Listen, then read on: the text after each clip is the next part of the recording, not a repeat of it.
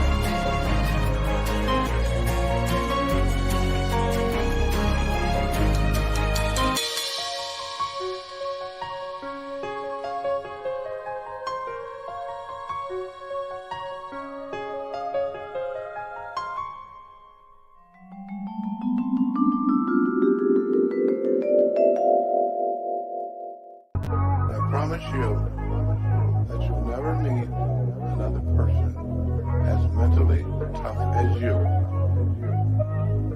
in your entire life. And they got us looking up to artificial clouds. Artificial clouds. Artificial clouds.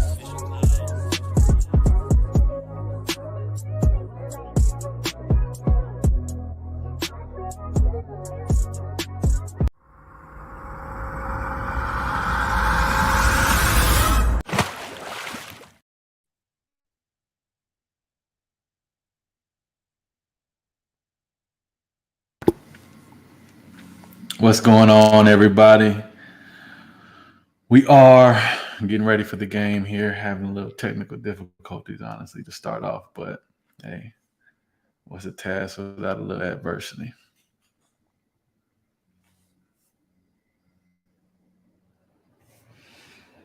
I don't know what's going on with the stream here for the game.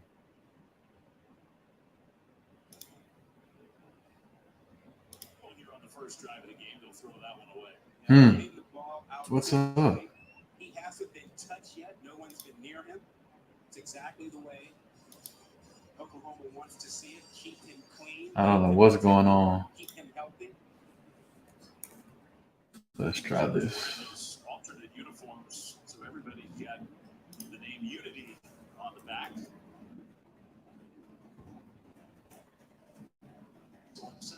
And for a play-by-play broadcaster, Gabriel's going to carry, and Gabriel inside the 10 does take a little Black bit Lives of Matter released there. Short of the first down, it'll be third down, and they can get a first down at about the 6. That's the first contact he's had since that concussion.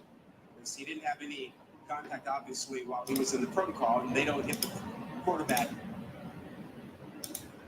Okay, let's try this a different way.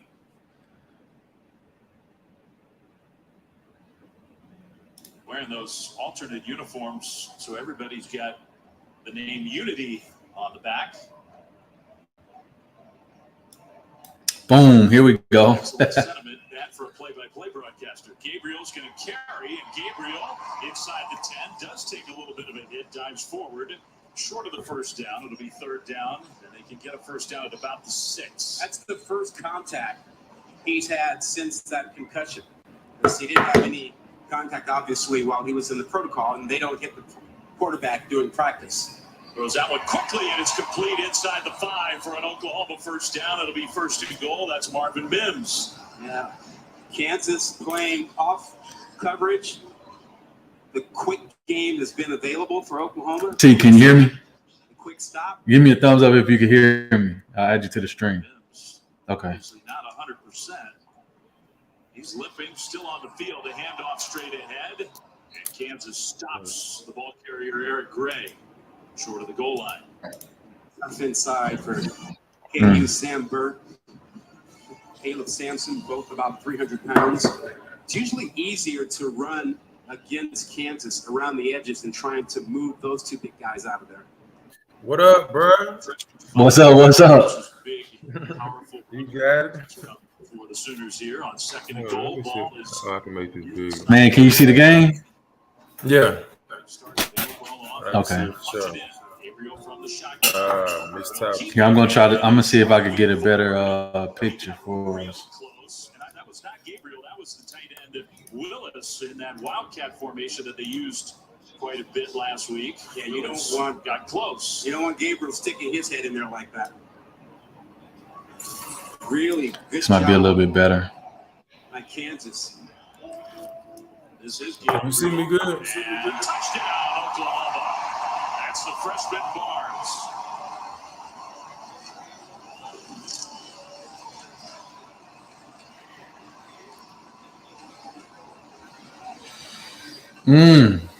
So they gave up a tub on the first drive. On the first drive. I mean, we there.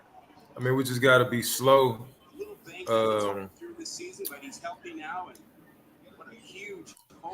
Yeah, we're getting the stream together. Yeah. Bro, I really need to change my background for real. Here, let me drop you off.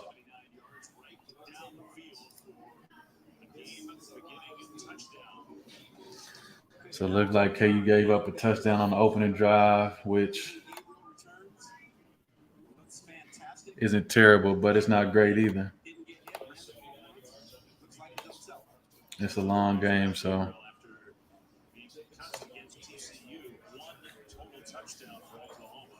Oh, let me, This drive was really Gabriel showing you that he's back. The accuracy has always been there. Laying out for 2 weeks, hasn't hurt that. You got the deep slant, that quick slants that he was able to hit, and then finish it off. Devontae Barnes. This allows the Oklahoma defense a rarity over the last couple of weeks, a chance to play with the lead. Man, you talking about playing with the lead. It was the opening drive of the game.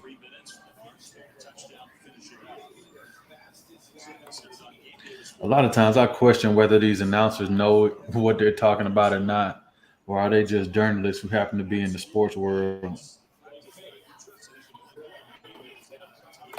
T, you ready to come back in? Yeah, you can just put me back in. I ain't even gonna worry about it.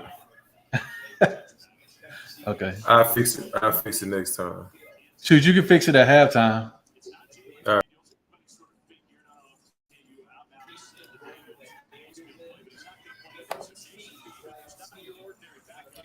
This live, ain't it? Yep. Uh, I'm trying to put us on Instagram Live too. But people's videos keep playing. True. Smart.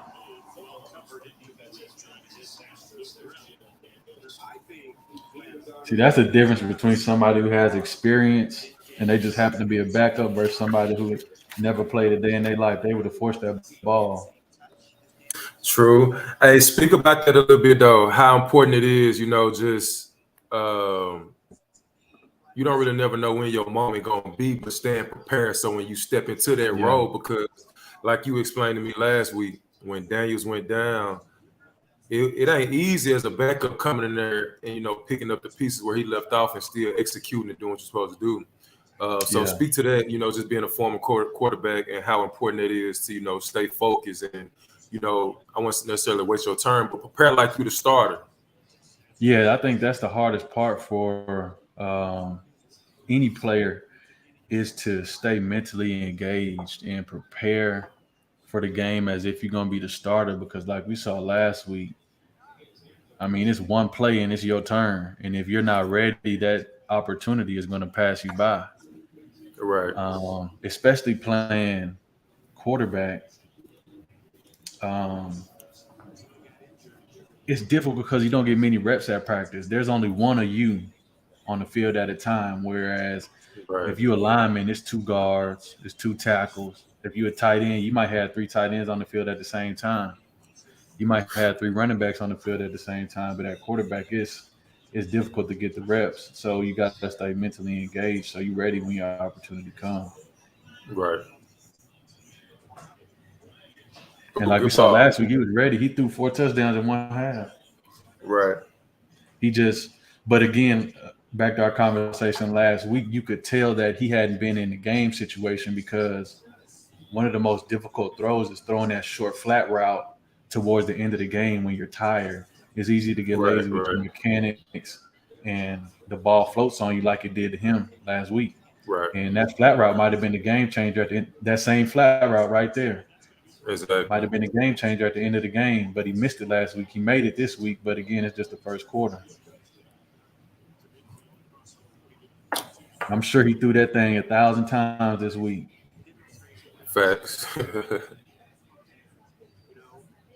you didn't need, and then a missed assignment on the back out of the backfield.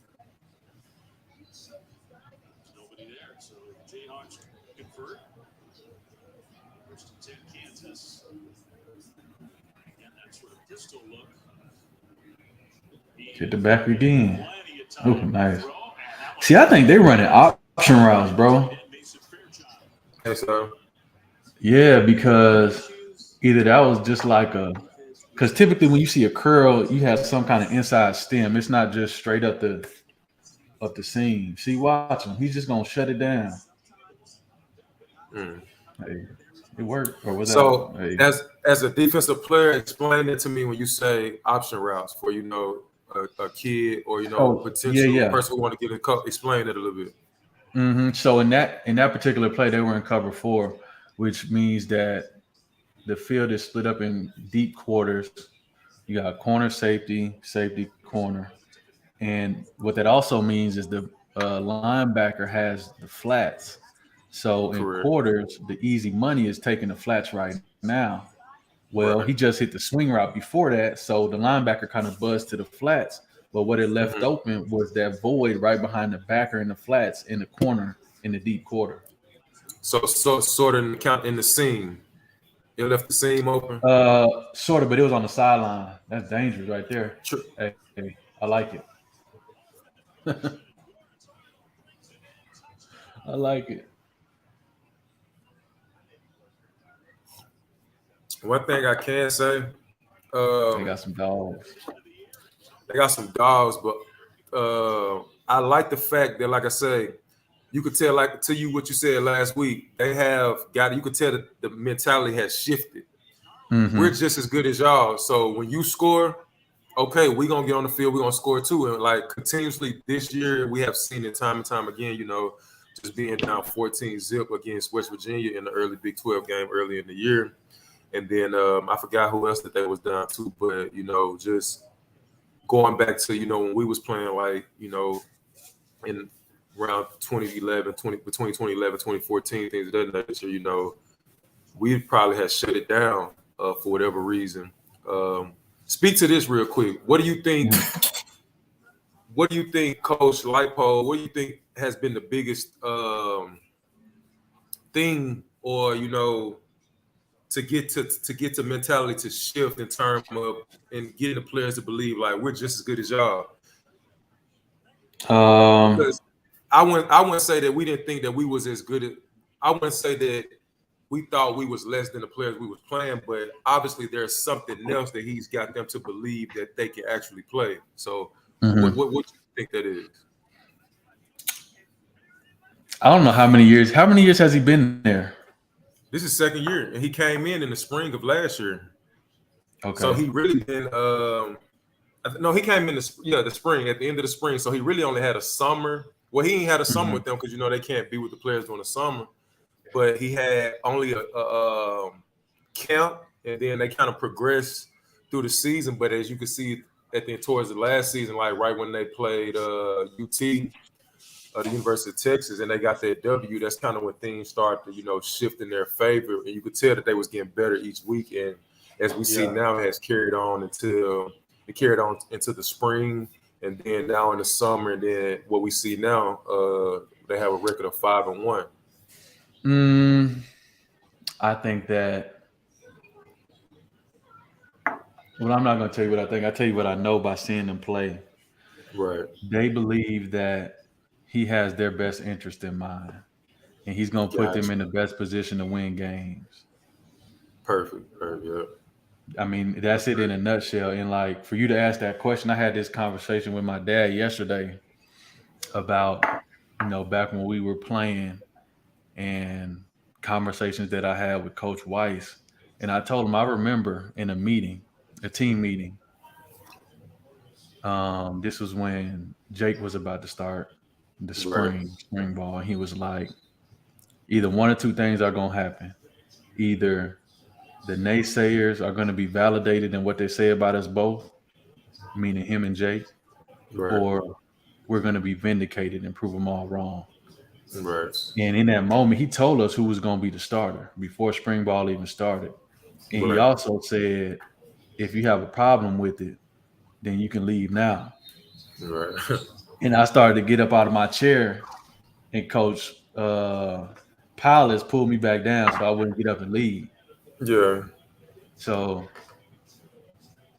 I think that's it in a nutshell, because he told us, bro, his goal wasn't winning games. And that attributes to shut it down mentality, or when you get behind, you don't have any fight left in the tank, because the coach's goal isn't winning games. Right. His goal is being right, or proving somebody that has something negative to say about him wrong. So like, he really played us out our careers. Correct. How I look at things, at that time we was in our early 20s, being like on the back end of our 20s, having a little bit of life experience and just looking back at certain things. As a coach, man, I feel like everybody is important on the team, down to the last guy on the roster that, and you coach. Might not be able to, you get what I'm saying? That might not be able to help you physically, but everybody brings something to the locker room. Just like every coach that sit at the table, whether you are a coach getting paid a high salary, whether you're a GA, whether you're an analyst or whoever, everybody plays a piece in there. You know what I mean? And everybody has to feel important.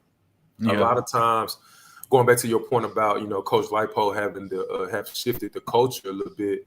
I also feel you can see everybody feels like they are a part of the team. To piggyback off what you said, like, it was kind of like, when we were playing, this is our guy. And if you don't like it, you can leave. In my opinion, in my opinion, that's not the way to go about dealing with kids. Because at the end of the day, I don't care how big and how strong and how fast we were. At 20-some years old, bro, at that early stage in your life, bro, being an adult, you're still a child. You get what I'm saying? So I feel like we could have I don't know, just looking like as a kid, kids, we didn't know at the time, bro. We kids, you know what I mean? But at the same time, though, and when you're in the power of leadership, you have a duty right there. When you have a power of leadership, bro, it's your job to inspire everybody, not just the people that you feel you want to succeed. If that makes sense. When you're in a leadership position, you have to know how to lead. True. And I think that's another word, though. What you asked before about the difference between the coach now and coaches in the past, he's obviously able to lead those young men. Right. Just because you're in a leadership role doesn't mean you know how to lead, and that's evident that he does know how to lead. Exactly.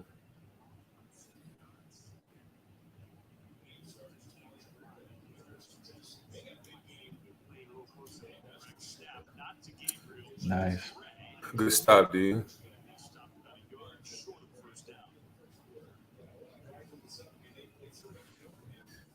Just seeing the confidence that we have, that they have now, bro, as a team, like together, like they're together. Uh,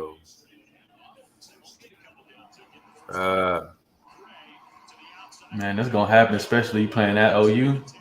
yeah,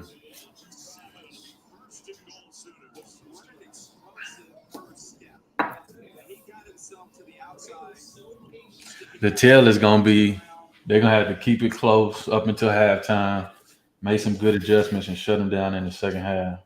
Cause you ain't right. gonna blow them out at home. And I think it's their homecoming as well. Mm. And like I say, um,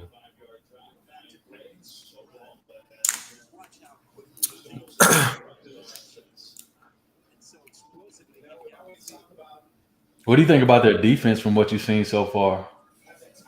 um, I haven't really been paying attention. I'm not gonna lie to you, but just looking at that play that just happened right there, the safety number Mm. 4 that's coming down. Number one, like I said, I didn't play DB, but just looking at the overall picture of it, having some coaching experience and just understanding, going back to what Coach Bourne would say, certain stuff, man. Like, obviously he had the quarterback, right, or the guy that I think it was the Mm-hmm. quarterback who kept the ball, but it looked like the safety picked inside a little bit, and he put his, and then of course your body's going to go where your eyes were. In just about a split second, him looking inside for the ball when we already got probably 9 of the other 10 defenders in there. The quarterback keeps the ball and gets some good positive yardage, which kind of put that safety in a bad position, and he was he missed the tackle. So, but overall though, man, like I say, from the games I have watched, defensively, I like what we're doing. I like the kid number 11, Mm-hmm. defensive tackle that transferred from the University of Buffalo with the coaching staff. I love the kid number 30, Rich Miller. Of course, Kenny Logan, who's been there, who's seen. He's a veteran now. He's a senior, and he's seen this thing change. From Beatty to Yeah. Miles to now as a senior, the kid's having success. There and not to mention, bro, they one game away from being bowl eligible. You know what I mean? And Right. I don't want to say that, like, for us, bro, and just understanding where Kansas football has come from in the last 10 years, bro. Like, just being if they go 6-6, bro. I hate to say this, but that's a win. You know what I mean? There's something to build on, and the thing that I like, it looks like Kansas football has a foundation. They have something to pull from to continue to build. Going back and looking at the previous years, bro. Like before I Mm-hmm. even got there, you played under the coaches of Gill, then it went to Coach Mitchell, then it went to Coach Weiss, then it went to Bowen, then it went to Beatty. You get what I'm saying? So you was under 5 different leaderships. And as a Yeah. young kid, bro, that can be tough for anybody, you know what I mean? Because you don't have a foundation. Every few months, every time when you getting in rhythm about something, bro, and I understand, defenses, you can change stuff, you get what I'm saying? Because defense is defense. You can clean up a lot of mistakes on defense just by playing with pure effort. You know what I mean? And understanding what you're supposed to be having, just a little understanding what you're supposed to be doing. Yeah. Offensively, I understand that an offense has to have an identity. An offense is going to be what it's going to be. You get what I'm saying? Yeah.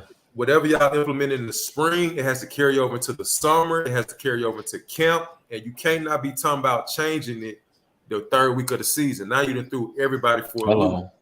You know what I mean? So, like I say, going back to my original point, I like that they're building a foundation. And one thing about that kid, Kenny Logan, he's going to be able to look back and be like, bro, I'm glad I stayed. I'm glad I weathered the storm. You get what I'm saying? This is going to be a good testimony in his life at some point once he gets to Mm. the next level. And, if he pursues coaching or whatever he does, because he's seen 3 different elements of it. He could take under 3 different leaderships, and he can be able to take something and apply it to his life going forward. I think you're exactly right.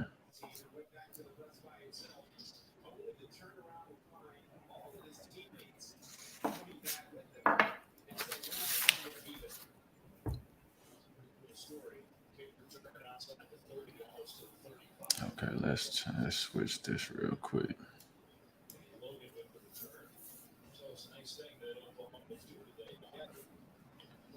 Do some back end work real quick.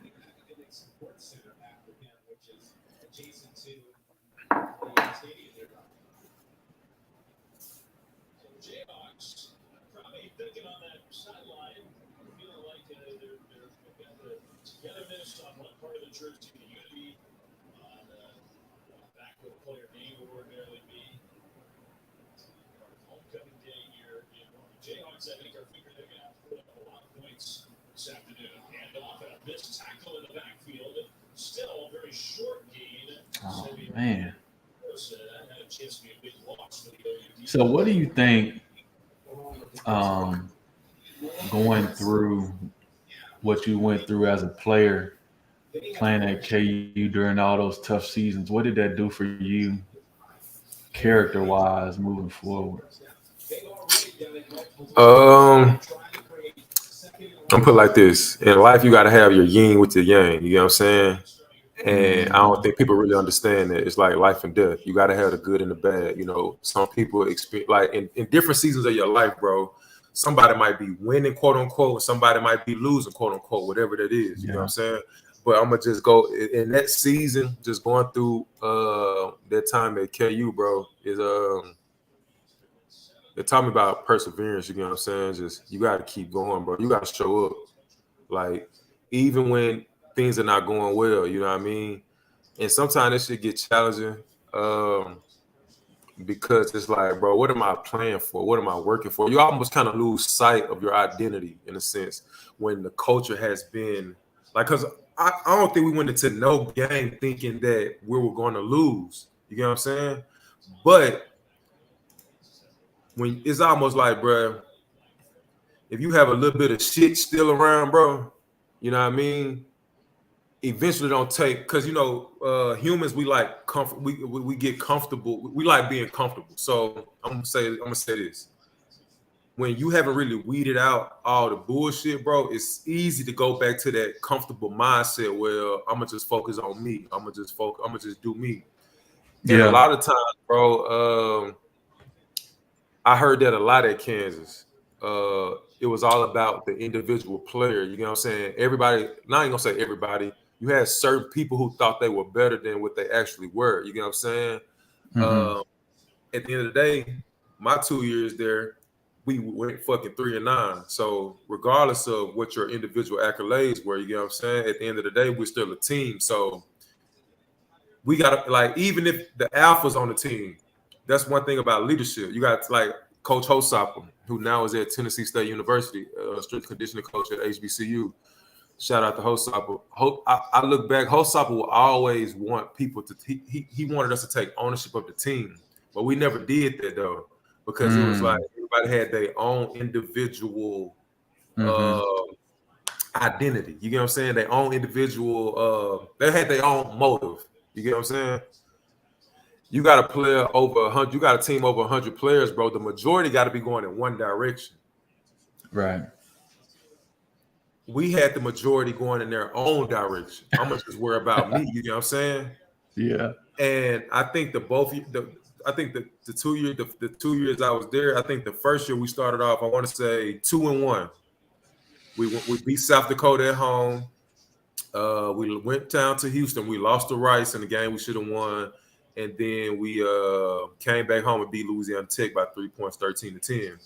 So in my mind as a coach, you know what I mean, looking at that now, we still have momentum. You get what I'm saying? The next week we come back and we play Texas Tech at home. We compete with those guys all the way up until after halftime, and after that it just get crazy. So me looking back at it, bro, it's just kind of like, okay, where was the dip? Like, you know what I mean? And all I can go back to is that, you know, there was still certain bad habits and weeds around that we were comfortable with that we gravitated towards. So it wasn't enough to be like, man, whatever, X, Y, and Z, I'm gonna continue to do me and I'm gonna worry about me. So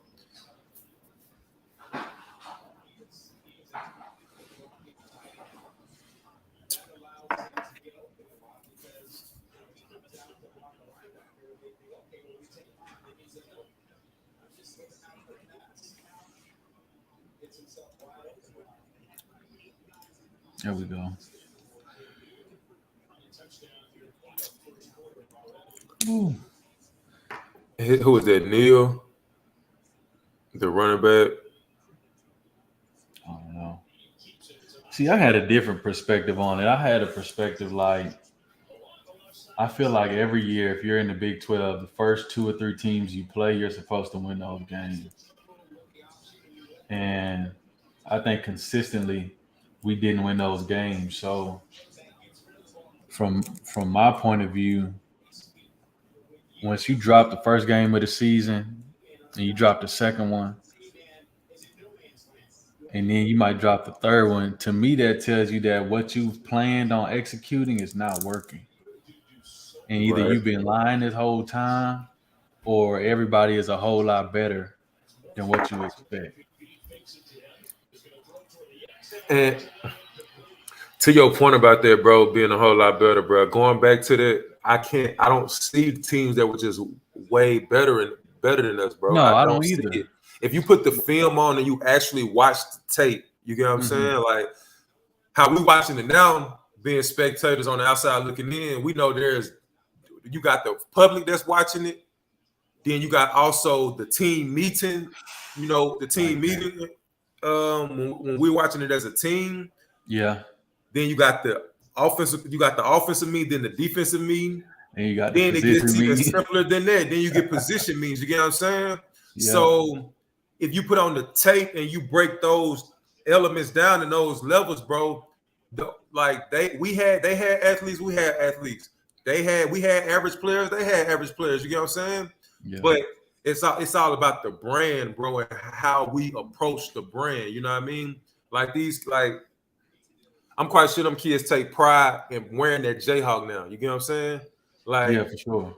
And it's a different type of pride. Even though we wore it, I don't think we wore it with like that confidence. Like, yeah, we here too. You get what I'm saying? Yeah. Because I mean, Kansas, of course, it has history of winning. You can win there. You get what I'm saying? It's just all about getting the right players, the right leadership, going in the same direction.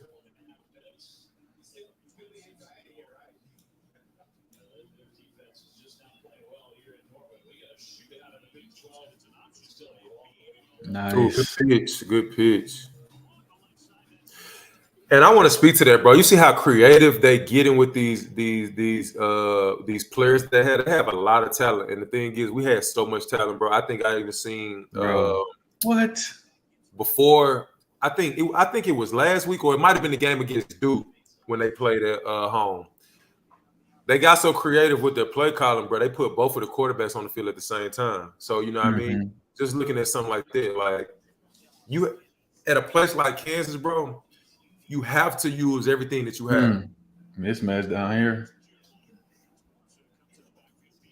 He came to him late. I'll do that fade. I think you're right, man. But it's deeper than just what you're saying, though.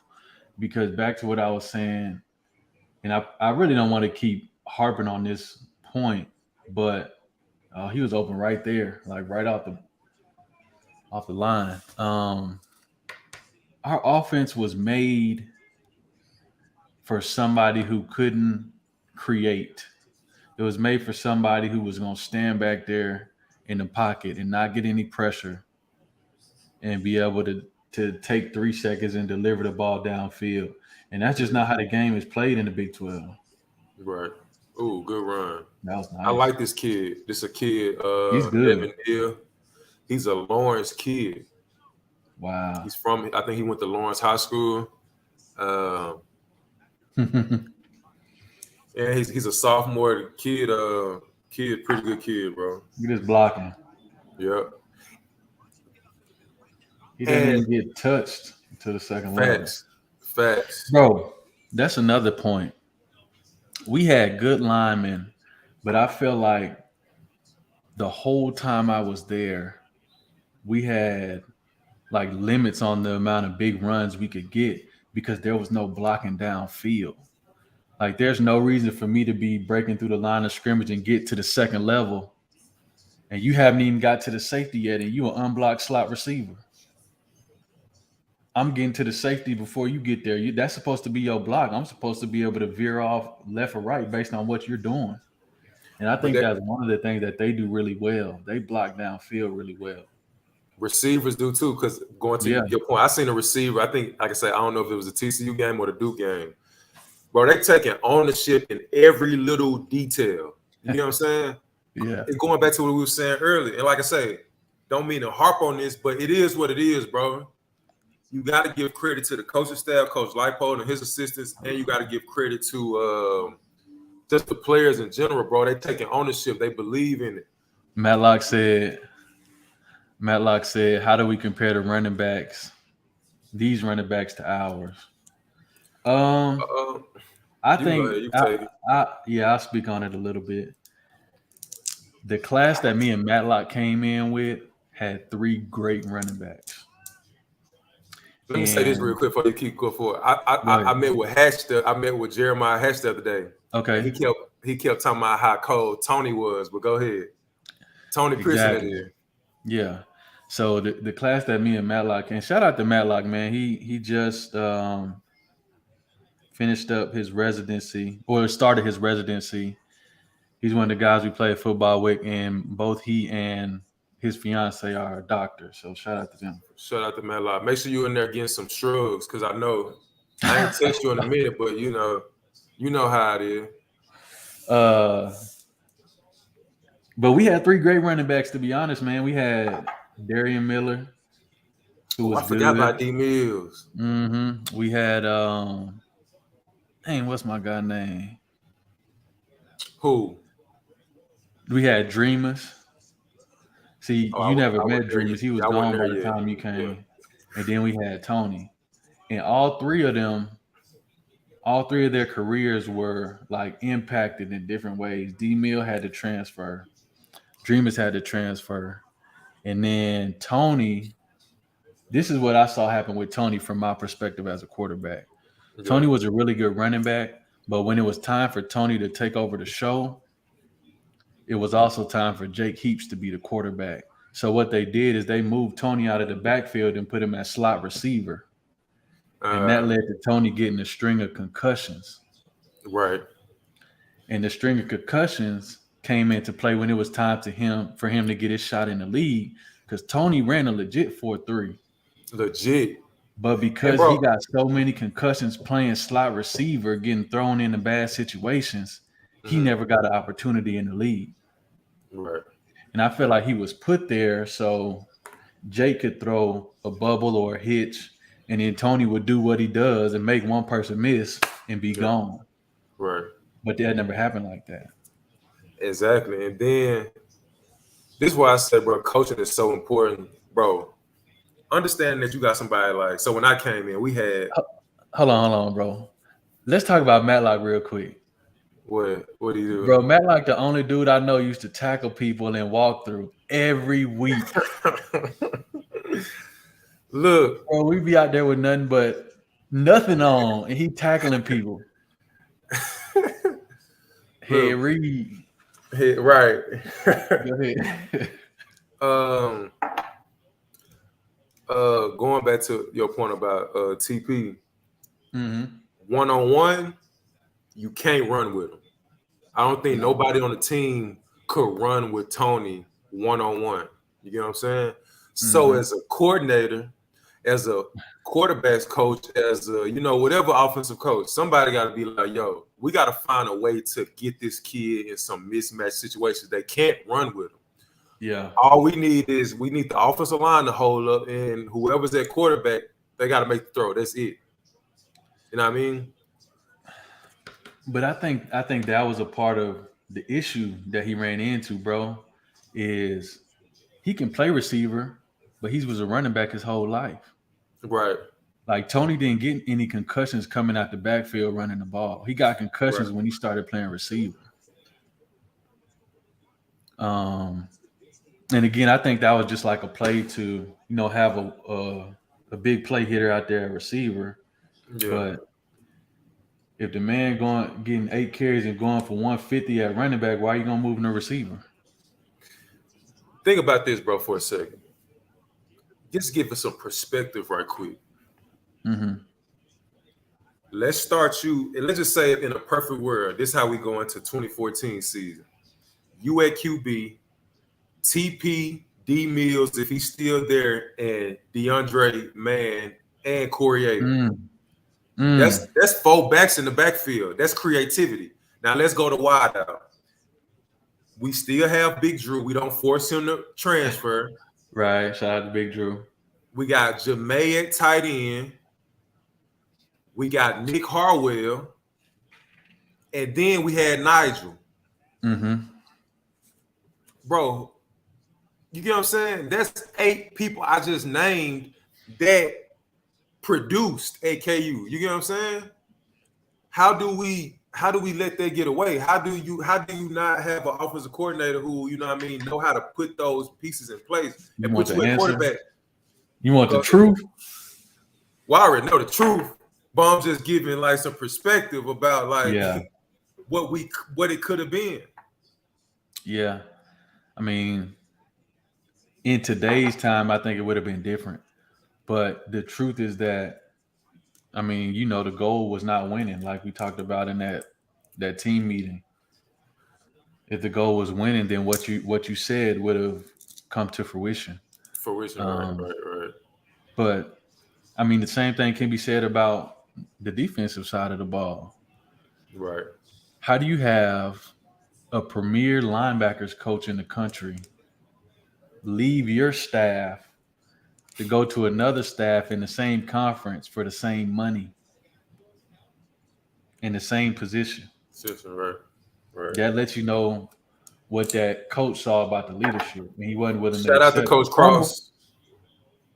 Yeah, so I wasn't gonna say his name. Shout out to Coach Cross. Coach Cross forever locked in with bro. He the one who came and got me from JUCO. Like he the one who offered me. Like I'll never forget. It was in 2012. We talked in the spring. He said, "All right, we're gonna offer you this summer." He called me, no bullshit, June of 2012. Offer him. I talked to him, and I talked to Kempo, and I talked to Weiss. Mm-hmm. And then that's when we set up the visit in September. And I came, matter of fact, when we played TCU in 2012. So, yeah, shout out to Coach Cross, bro, for sure.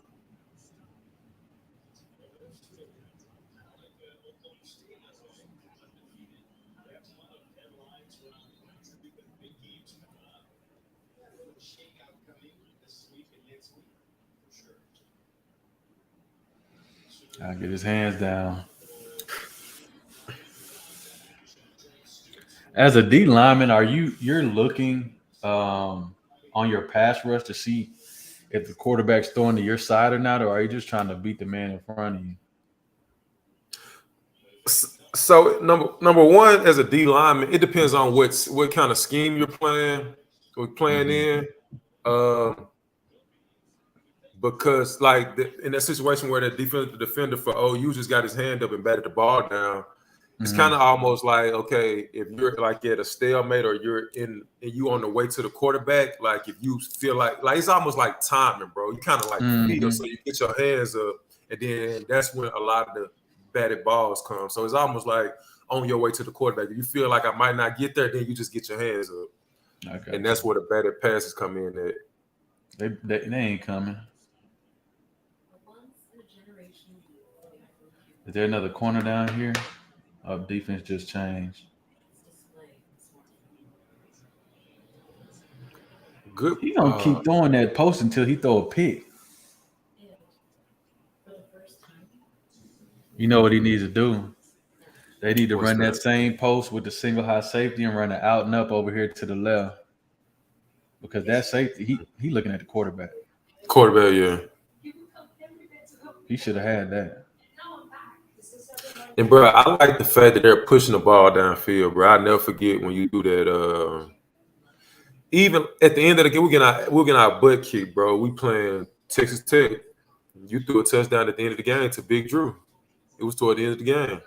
So it's like there was always flashes of what like in progress, but like you said, bro, when the agenda is not to win, and all I don't know. I really can't. I don't really understand the dude mindset at the time. In terms of why he wouldn't put the best player on the field.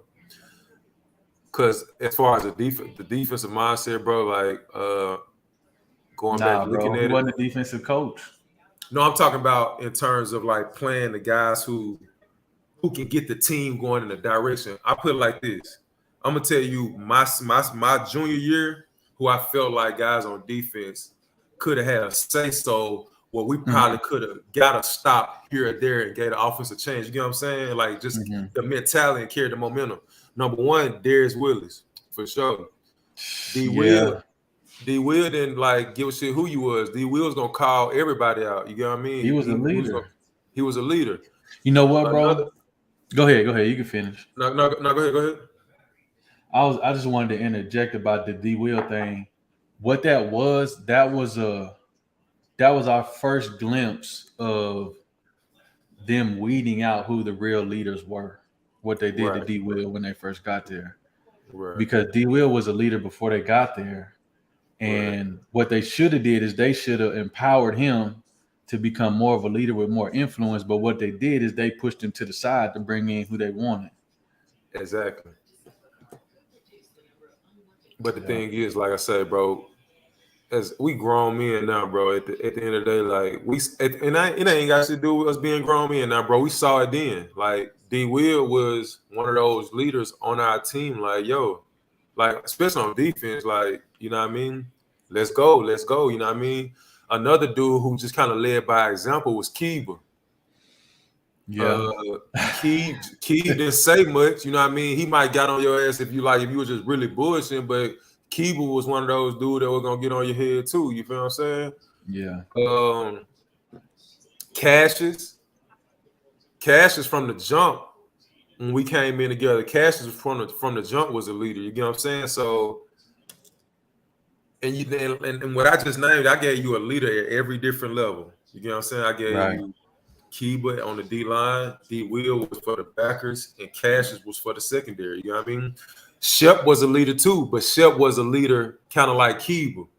They led by example. They went with all the might get in your face and stuff like that. D Will was a lead by example, get in your face type dude. Cassius was a lead by example and get in your face type dude too. You know what I mean? They might have didn't wanted to get there, but they'll get on your ass and be like, yo, let's go. You get what I'm saying? And then and I want to bring up a point, bro.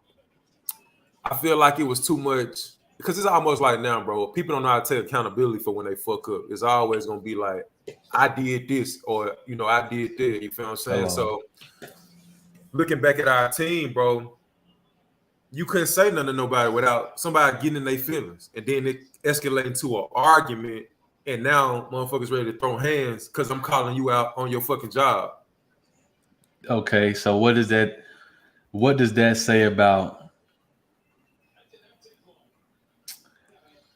the players that you're talking about? What does that say about them? In terms of what you mean? I'm just asking because I have my own opinion, but I'm curious what you think. Like, so to me, that says that the players that, let me see the right way to say this. The players you're talking about that get in their feelings. Oh, you talking about what it says about those players? Yeah. Oh, what it say about them? Like shit. Like, number one, you're not good as you think you are, bro. Cause my thing is like sports. I don't care what level you at, bro. There's always some type of level of coaching to the biggest thing to the smallest details. You get what I'm saying? So if you don't know how to take constructive criticism, and I'm quite sure when we all started playing sports, bro, we wasn't the best. You get what I'm saying? Like, but it's like we feel like we achieve a certain amount of success, or we get to a certain point, or now nobody can tell me nothing because X, Y, Z. And I'm gonna bring up this point real quick. I was watching The Pivot this morning. It's a new episode with Michael Parsons and Trayvon Diggs on there. And one thing I like that Michael Parsons said, he said, bro, everybody in our locker room is like held up to like the same standard. Just because you're a starter, I mean, just because you're not a starter don't mean you can't say nothing. You know what I'm saying? Like we had people that were leaders who didn't say as much, you get what I'm saying, or might not have started, you know what I'm saying? But it kind of like put us in like a deficit too sometimes because, again, going back to what we were saying, Coach Weiss kind of weeded those people out. You get what I'm saying? He weeded the D Wheels out. I remember him and Keith getting into like a little stalemate when we was in a team meet one time. You know what I mean? It's like the people that he knew that was the leaders, he kind of tried to shit on them publicly in front of us to let us know, like, you try this shit, I'll do your ass the same way. And so it's like, bro, I don't even feel like doing. That's so deep what you just said. And I don't even think I want to go into it on the stream. True. But yeah, you're right. That tactic has been used for a long time to influence a group. How you influence a group? You got to take out the you cut off the fucking head. Cut off the head. Publicly embarrass the alpha male in the group. Right. Leader.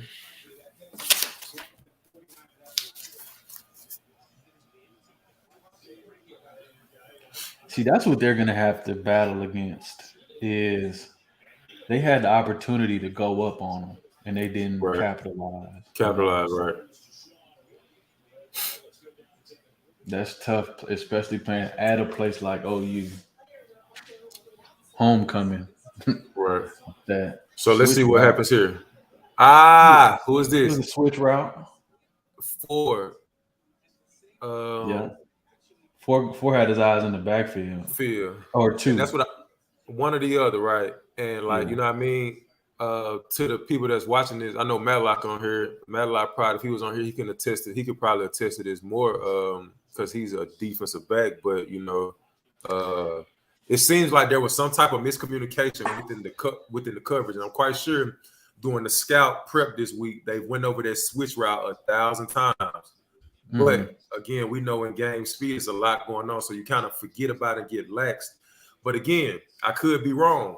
Like you said, the kid eyes were in the backfield, so it could have been just like as simple as reading your keys and doing your job. It was some kind of miscommunication for sure. It looked like they might have been playing cover 4 again, which is kind of weird down that low.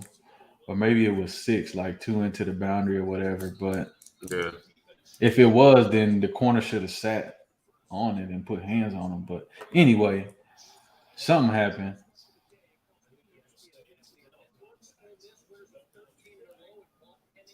Iowa State 7-0. Dang. They're not even ranked. No, they 7-0 up against Texas. We beat Iowa State, remember? Oh, I was like, something ain't right. Okay.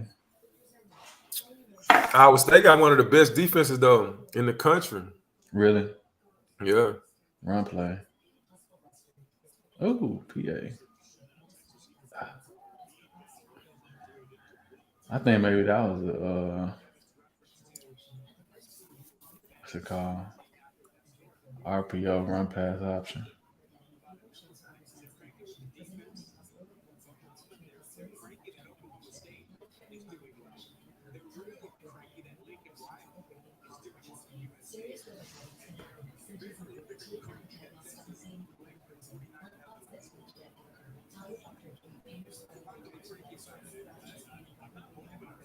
Keep it. You gotta keep that. Tell me if I'm wrong. Like you said, keep it. With a fake pitch, and you know them defensive defenders might would have bit outside, and that would have opened up him to hit the seam. Yeah. So what happened on that is, and if they replay it, I could point it out. But the cornerback was locked up, right? The backer was slow playing it. Right. You know, trying to play the middle, and then the safety was getting over top. So while the backer's slow playing it, you know the safety's trying to get over top because his responsibility is the running back. Right. The pitch. The Yeah. linebacker's responsibility is the quarterback. So in that case, you just gotta do what he did right there. Put your foot in the ground and get upfield, get as much as you can. Right. So he could have faked it, but I wouldn't have because we just saw the dang OU quarterback try to do that and fumble.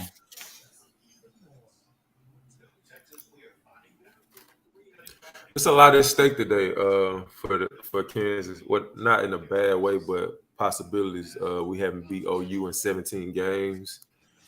Wow. And then another thing, they can become bowl eligible. Yeah, that'd be nice.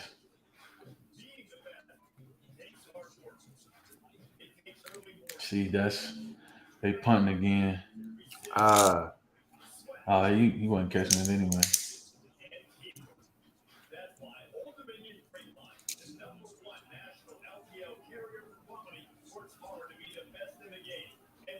What's the craziest thing you heard from the stands when you were playing?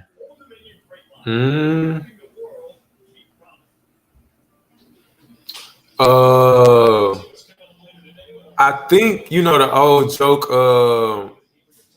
We can't wait the basketball season. And I think we might have been at OU or my senior year, or we might have been at Okie State my junior year. But that's the joke.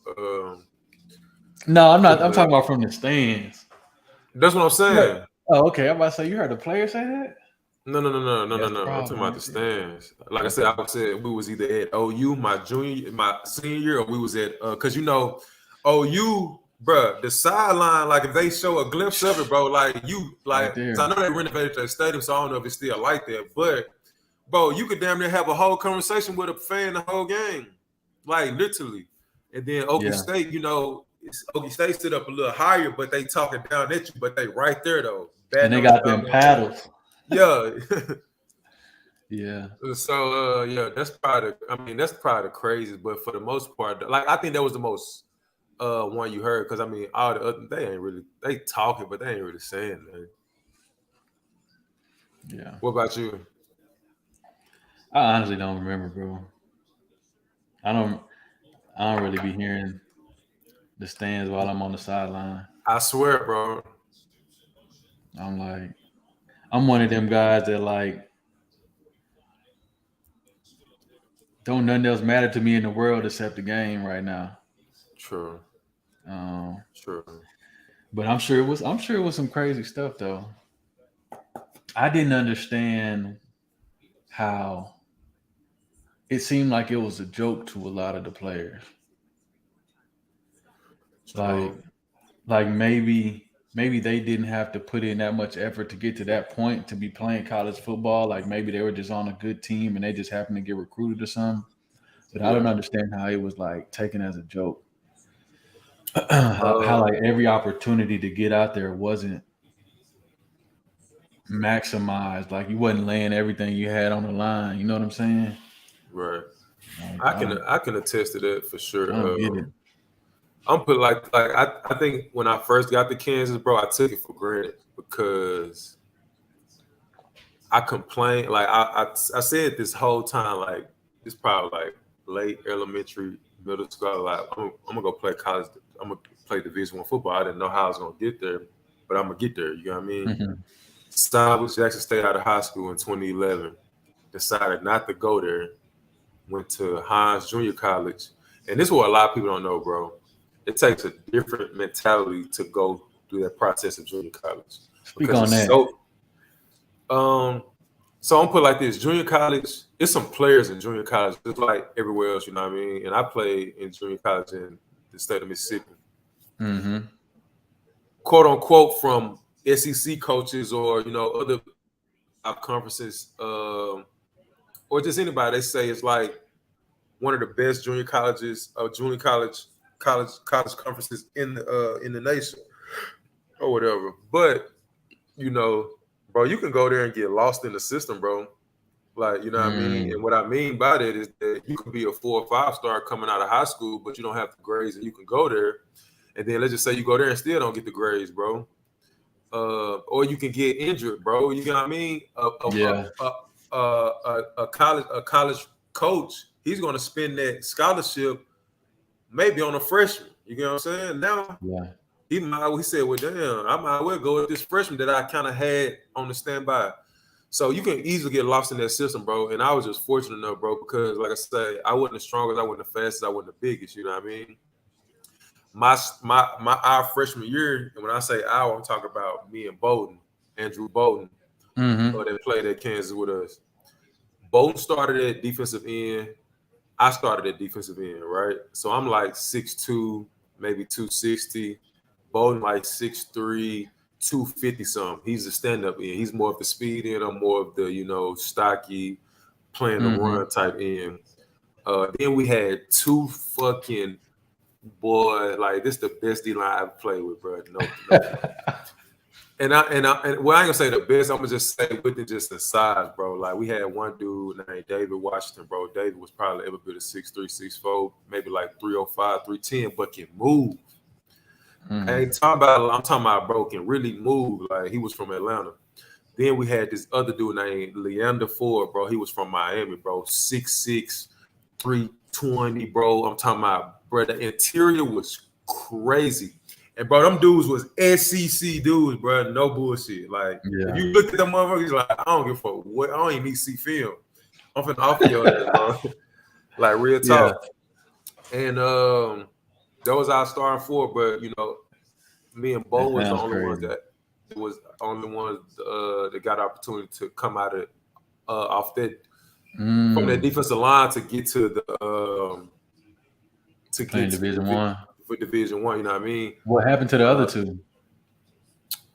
I don't want to speak on to say what happened in terms of like because I really don't know what happened, bro. Because there's no reason why they wouldn't, bro.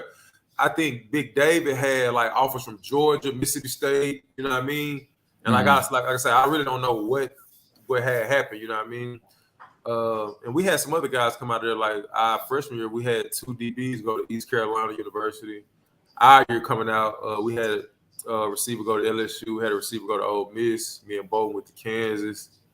So we had some players in there, bro. But like I say, it was players in there that that was probably better than us, bro. That deserved just but to go. But like going back to what I was saying about getting lost in the system, bro. If you don't get the grades, you know what I mean. You can get injured. Right. That Division I college coach is gonna go spend that scholarship on a freshman. Somebody coming out of high school. Yep. Yeah, the JUCO route, a lot of I think I'll say this. I think it was glorified by what we saw Cam Newton do. True.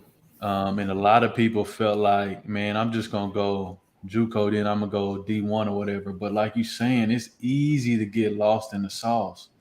Even if you're that 5-star kid coming out.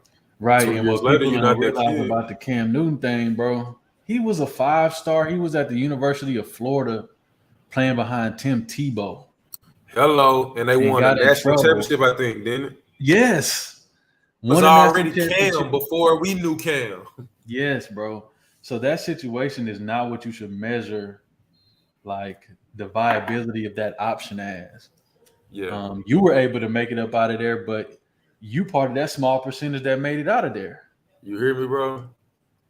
And that's just like now looking back at it, bro, like, I just want to talk to like, if a young kid see this, bro. Like I was like coming out of high school, bro, I was like 6'2", 6'3", whatever you want to call it. I was like 230. You know what I mean? I was recruited as a linebacker, bro. You know what I'm saying? I grew into a 3 technique, a defensive lineman in college. Like I started my freshman year probably like 260, boy. By the time the season, I was like 280. And then I was playing well inside, so that's kind of where I stayed at, bro. But what I want to say is, bro, I want kids now, don't be arrogant. Don't think you're better than what you are. Because Dave Campo, the former Dallas Cowboys coach, told me one time, he was like, we don't give a damn about how many stars you got. And then, a lot of these kids, like they go into situations arrogant, thinking that, like that was God humbled me doing that, bro. He sent me to JUCO because I took a visit. And I said, I'm not coming here. You know what I mean? But he made it so uncomfortable for me, bro.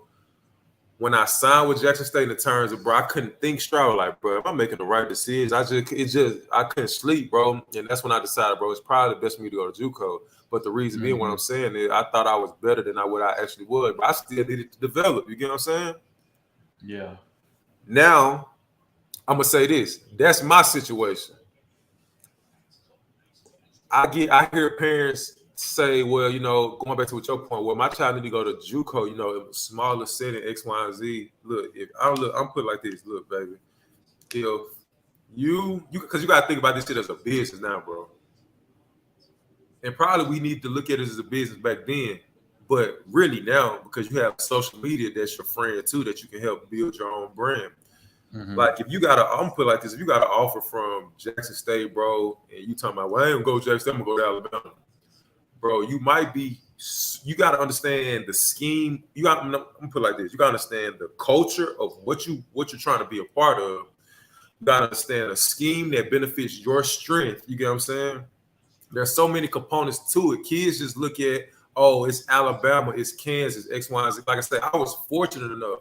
But you got to understand, bro, what fits what you're trying to do all around. Just not football, because you can go to Alabama, but you know what I mean? Like, bro, I think at one point, I don't want to miss this, bro. I forgot they said they running back room had like Alvin Kamara in it, Derrick Henry. Yeah, that's crazy. TJ Yell. I can't remember, bro. I said, bro, what? Ooh.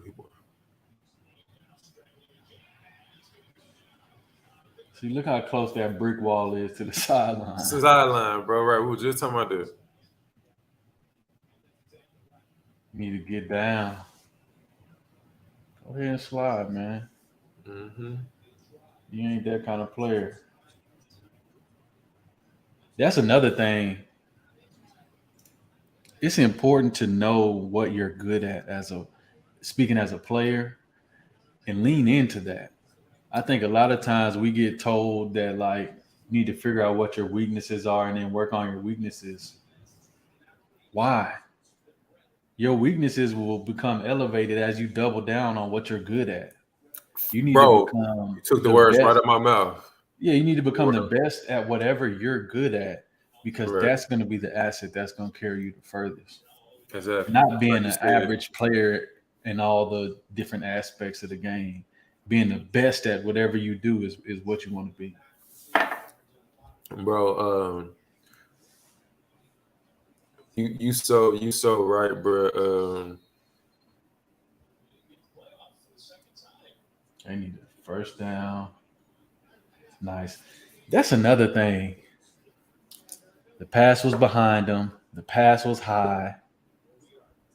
He had to jump to catch it, but he still made the play. Exactly. In football, one of those sports, bro, like we can go in the film room and we can teach you afterwards. You know what? You could correct me if I'm wrong.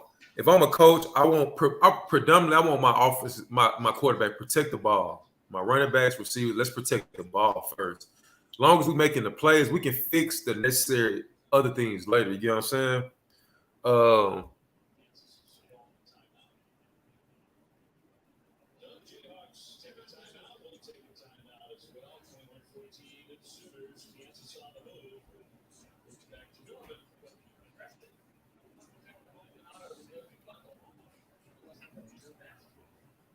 Wasn't that a forward lateral? Bro, I was watching this play vividly. Bro, I remember this. Yeah, I think this happened last year. Oh, he handed it to him. Look at 30. Bro, I like the kid 30, bro. Huh? I like the kid 30. He got food on that play. That like a face mask. This is another thing that I don't think the average viewer probably doesn't even know to look for. Bro, we see like every little thing. Like I could tell that was a face mask without even being to see where his hand was, just by how the tackle was made. Definitely was a face mask, yeah. It's like little parts of the game that we see.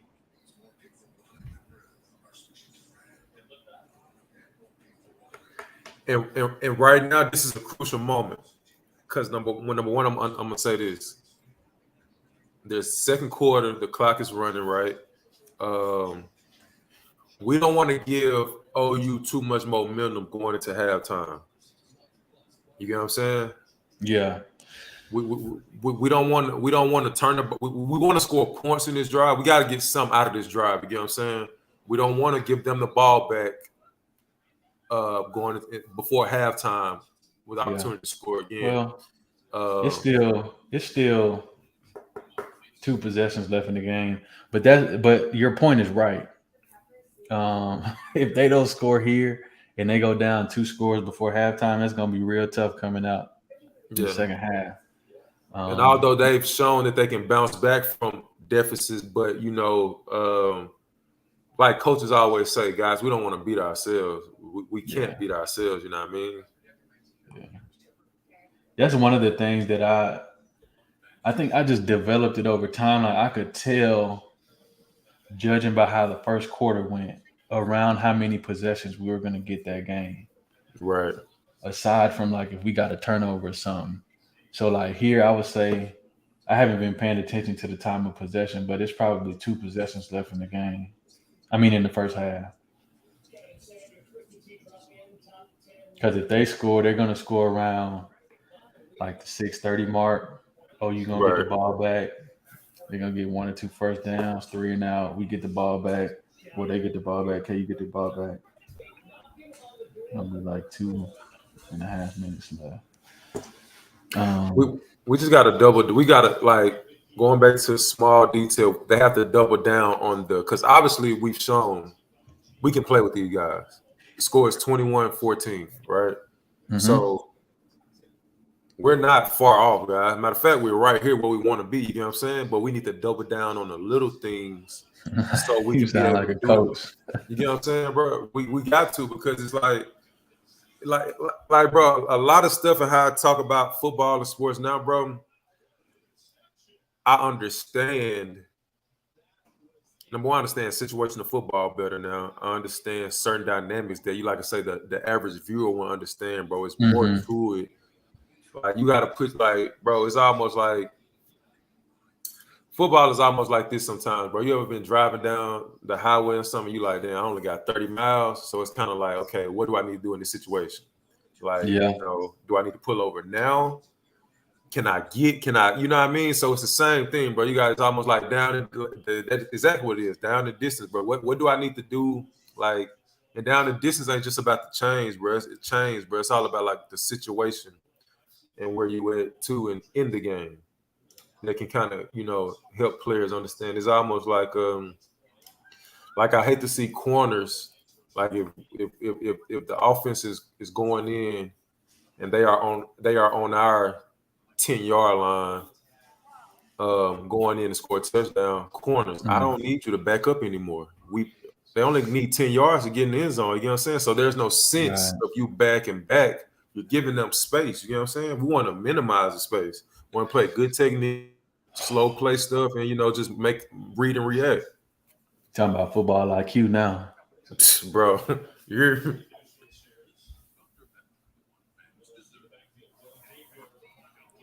But again, bro, I ain't learned how to watch film until my senior year, bro. Going into the spring of senior year 2014, bro. For real? And I swear, bro, because like I watched it, but I wasn't watching it from a coach's level. I was watching it from a player's level. I was pretty much watching it and I guarantee you, most kids watch film to watch themselves not mess up or watch themselves do something good. You shouldn't watch film that way, bro. I'm gonna tell you, bro, two people when it comes to film, bro, that I respect to this day, bro. Todd McKinney helped me understand zone blocking and stuff, bro. We were gonna play Okie State. Okie State was doing a lot of zone blocking then, bro. And so as a defensive lineman, bro, instead of attacking, going straight ahead, bro, you don't need to attack.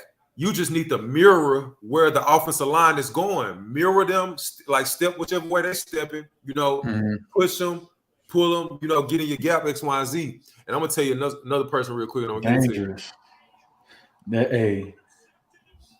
Danger, because that was a single side. There was no inside route to hold that linebacker in, so he just buzzed out to the flats. You try to throw it over him. True. Watch, see,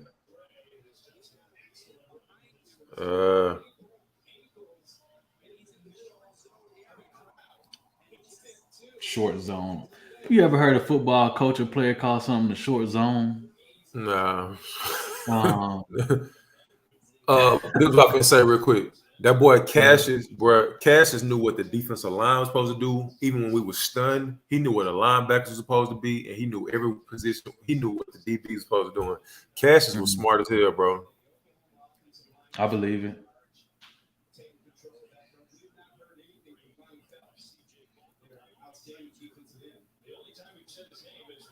Come on, get there. Get there.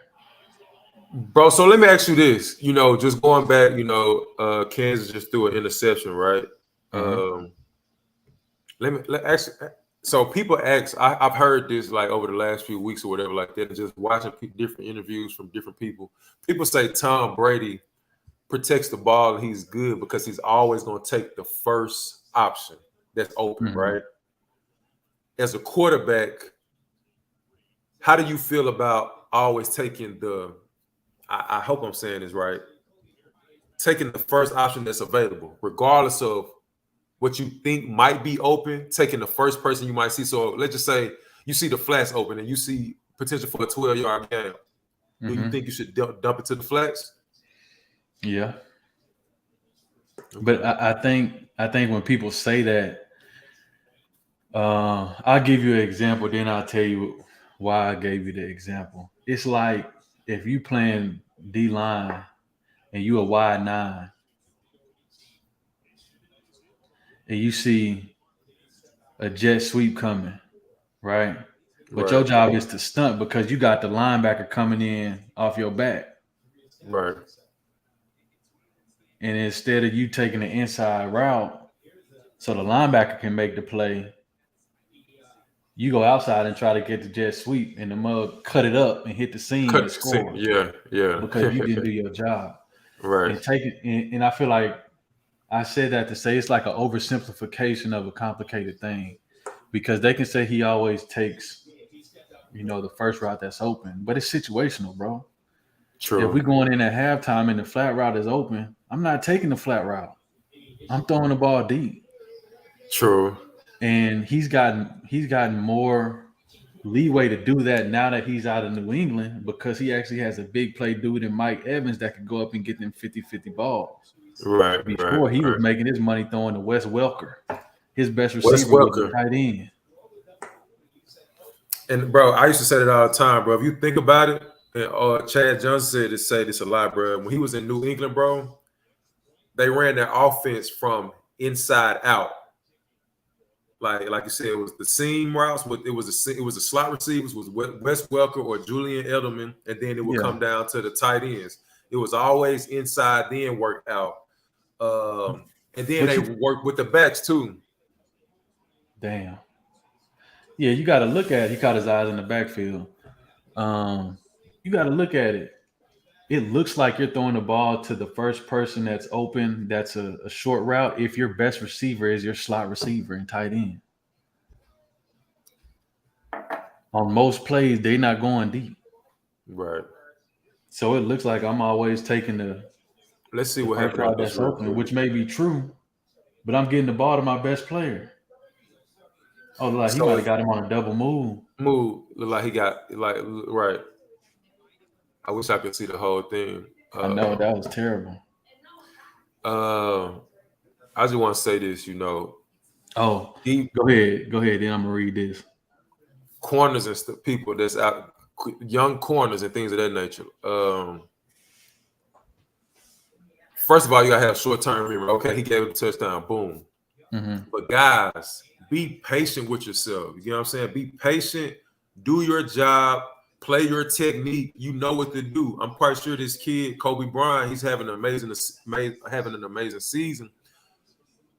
But I don't know what happened right there because I can't see the full angle. But guys, it look like he got beat on a double move. We about to see. Oh, here go. He can see it. Look at him. Stop and go. Perfect. Look, fellas, you Go ahead. can't fight on every route. And I guarantee you, based on what he's done so far this year, because Mike, I think we Hello. talked about it. We talked about it last week a little bit, but we ain't have it streamed. Yeah. They seen this on film. They were just waiting on the perfect opportunity because he's broke on a few balls and he got a few interceptions. Bro, look how weak this the stop route is weak, but they just know they didn't have the full screen. But you're right. They saw him jump that route against West Virginia to seal the game. Yeah. He's been trying to make the same play he almost last week. And this week they saw that on film. Like you're talking about knowing how to watch weeks in a row and what they do right before halftime. The team is down. They know that he wants to make a play. They set him up. So, like I said, let me go ahead. Let me put this on the screen. And let's speak on this. Big Sav, the JUCO allows kids to reset their academic clock, which is why it becomes an option. I think that is partially true. It doesn't allow them to reset their academic clock, but it does allow them to reset their academic standing in regards to how the university views them. Because as soon as they step on the field, their playing clock, which is what I think you meant, starts. Yeah, the playing clock starts. Yeah, which is why, and you can speak to it too, T. But I'm gonna speak from like working at a university, in compliance. If you're coming from a JUCO, it's best if you go ahead and get an associate's degree from that JUCO, because 9 times out of 10, the majority of the classes that you've taken to stay eligible at that JUCO are not going to transfer wherever you're going, and it's going to make you have to take an excessive number of classes that first summer you come in. Wherever you transfer, you may have to take 15 hours just to become eligible for that fall. Exactly. And then another thing to your point, bro. I didn't realize this till I was getting recruited, out of JUCO. Some conferences don't allow or would not. So the SEC might say you might be good for the SEC, but the Big 12 might not accept this one class. So now you have shrinkage depending on the options you have to try to get the class in and what they can do so you can get on campus to where you're trying to go. Bruh, you really just made it this small. Now you don't have this SEC offer, this Big 12 offer, because you only got this, and then it kind of minimizes you on what you could do. My whole thing is this. I went JUCO not because I had to. I went by choice because I only had 2 offers coming out of school. It was Jackson State and Hines Junior College, which I'm grateful for, you know what I mean? But I would tell parents who got kids, bro, make sure your children get their grades in high school now. You know what I mean? Because this is what is working against the junior college right now. The transfer portal. You get what I'm saying? Oh, so mess around and go to JUCO now.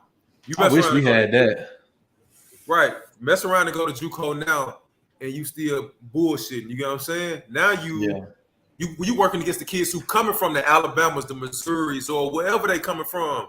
The coaches got this power to play with, and they trying to find. So you know what I mean. So my thing is this: if you have to go to JUCO, go. You get what I'm saying? But go there to handle business. Number one, academic, to my guy's point. You know what I mean?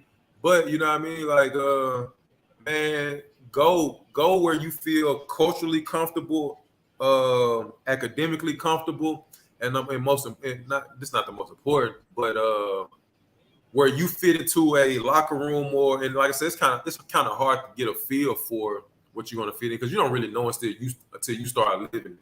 It's almost like dating a girl. You can't date you go on a visit for 3 days, well, two days really, Friday and Saturday.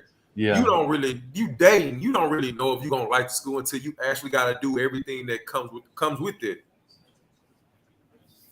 See, this is gonna be a test of, like you were talking about earlier. Oh, here we go. Look at this weak route, but he knows his eyes in the backfield. Bro, he jumped it. Look at that. He jumped it from the jump. He didn't play no technique. He did his own thing. Film study. Film study, man. And Looking like, at the no, quarterback. and we don't say this, and I'm not saying it's to bash the kid. I'm saying this because I've learned being a former student athlete. He's going to learn from there too. You know what I mean?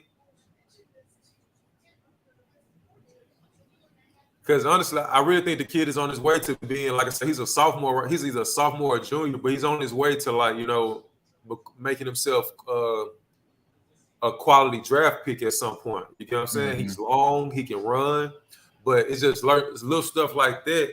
You know, he has enough game experience. Again, that goes to understand the situation of football. We were saying we didn't need OU to score before halftime. You know what I mean? We down 28-14. We still in the game. But we shouldn't. We just beat ourselves on that touchdown. If anything, they should have took 3 or 0 points from that. That was an easy touchdown for them. You should have handed that ball off. Off, yeah, exactly. Exactly. And then, like I say, from my personal experience, a lot of times, what I wish I would have done, I would have wished I would have watched more film. I didn't start watching more film until I was done, and then towards the end of my senior year, where I started understanding where stuff kind of slowed down. You know, as a football player, bro, sometimes like it's really not hard, certain stuff. You just gotta learn how to focus on your position and what you gotta get done and break it down to the most simplest form so you can execute it. Smart. Hey, sometimes it's better to take a sack. Right. But film, I think from I know from a quarterback's perspective, film is one of the big difference makers.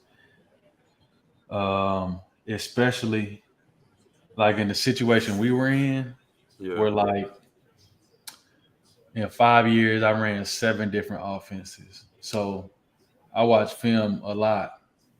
But I started watching film in high school though. Right, true. The year before I was set to play on varsity, I started watching film of the season before that because I wanted to know what I was up against. You know what I mean? I wanted to know what was coming. So I think it's different for a quarterback. You have to be able to understand the game and know how to talk the game, and film helps you do that. Exactly. You can't always just be a freak athlete. I mean, there's only one Lamar. You know what I mean? Right.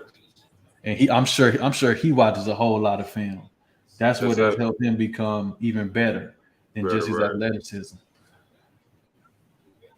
But they got pop-ups on the sideline. I never seen that. Right. And even to your point about there, bro, Tom Brady, we've seen it, bro. Another double move. They got to stop the bleeding. Mm-hmm. They're gonna run the ball here. I wouldn't. Oh, they slowed the tempo down. See, so let me break down what they just did to number 4, or whatever it is, number 2. They caught him on a possession before, peeking in the backfield on a double move, right? So what do they do this drive? To start out the drive, they pump fake a double move at him, and instead of going deep, they run a post right underneath him because they know he's trying to guard against getting beat deep again. Right. And I want to say something to this, and like I said, don't want to pick on the kid. We're not picking on the kid. We're just, you know, the people that are watching. We're we pretty much we it's teach tape, man. It's teach tape. It's only gonna help you. Even on this, it's a run play to his side, right? He's engaged with the guy, like just hearing from coach, like, bro, sometimes, bro, you just gotta pull your fucking gun and shoot the motherfucker, right? So he's allowed the receiver to get up on him and block. Son, I understand that you meant to catch, not meant to catch interceptions. Like, because the kid will come up and tackle, but to my point about on this particular play, bro, you got to go and shoot your hands, get outside leverage, and get on that receiver's outside shoulder so you can push it in. What he did was he allowed the receiver to come and get engaged with him, push him downfield. Now you've created more real estate. you created space for him to continue to run downfield. Whereas if you go ahead and be aggressive with him as Wait, he's what's going, happening? Oh, penalty. Oh. So let me say this. What really just happened? We just saw one, and this goes back to him being a young player. right, This won't happen in seasons to come. But he allowed one missed assignment to turn into 3 touchdowns. They right. just scored 3 touchdowns on him. And not too long ago, what I just say, it was 8 minutes left. I said we cannot allow them to score before the half. And now we talking about 3 touchdowns. But this is a good spot, though. As a coach, I'm going to put it like this. We're in a good spot. Even though the scores say 34, 35, 14, right? We got 200. We got 2 minutes and 40 seconds, right? I'm going to tell you how we can turn this into a positive as a coach. Now, who got the ball first? Look at that. Look at that bad angle right there. Look, he could have made the tackle, but he didn't want to. Exactly. Look at 2. Could have made that.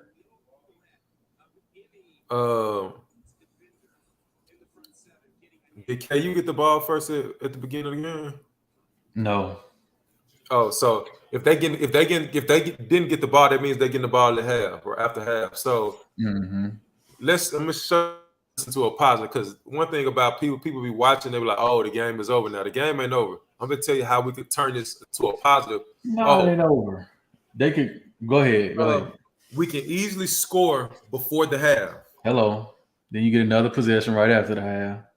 Then we get another possession right at the half. Now you're talking about a 7-point game. So for my young people that's watching, or just anybody in general, yo, you got to keep. This is just a life lesson. Just keep going. We understand where we at. We're down 21 points right now. That's okay.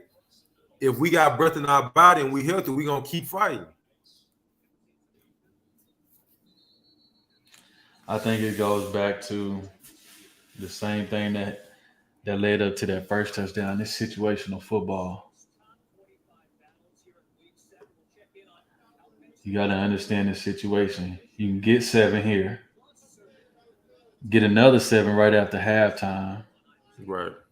Then, like you said, it's a 1-possession game. Right. In my opinion, the 1-possession game is just like 0-0. Right. Because your score is going to be a brand new ball game. Right.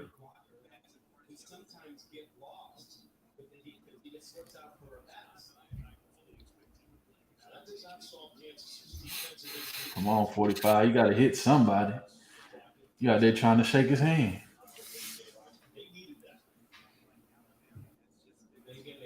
I like their offensive line.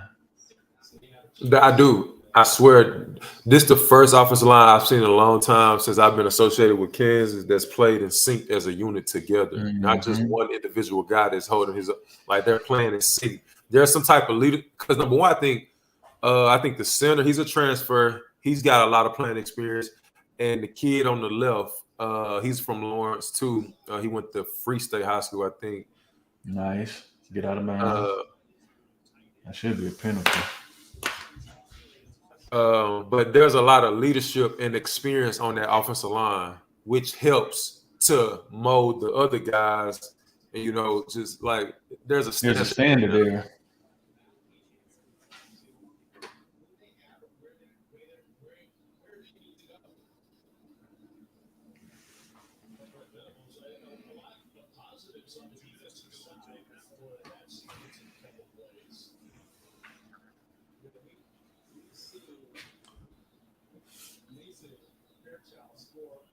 Oh, yeah, get out there. Good run. Ooh. Touchdown.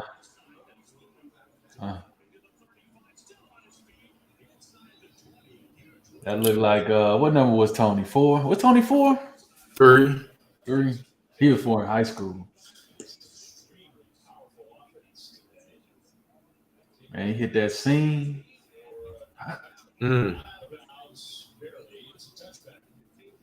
Nice.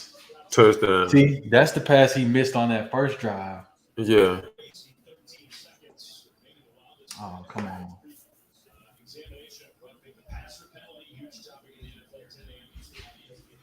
And see, this is the thing. I'm quite sure when these guys watch this tape, the score really should be 21-21.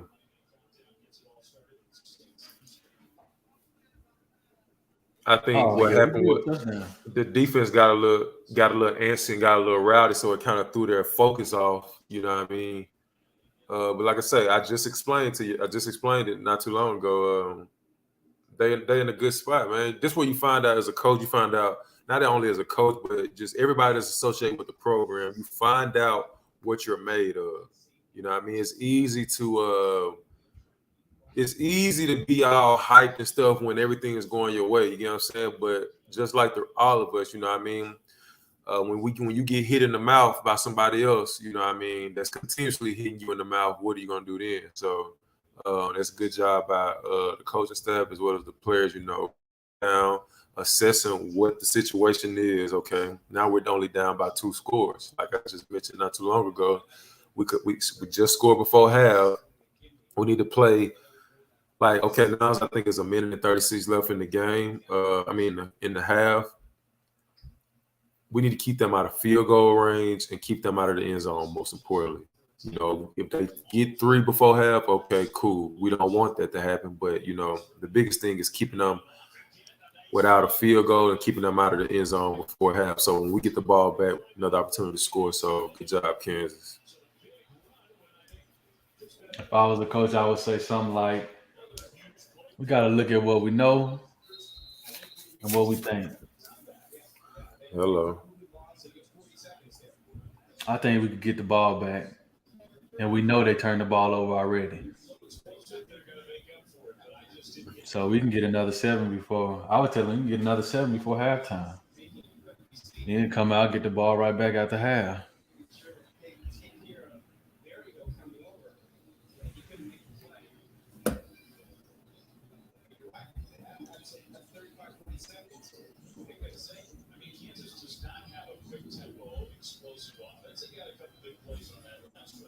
That was a smart play by him.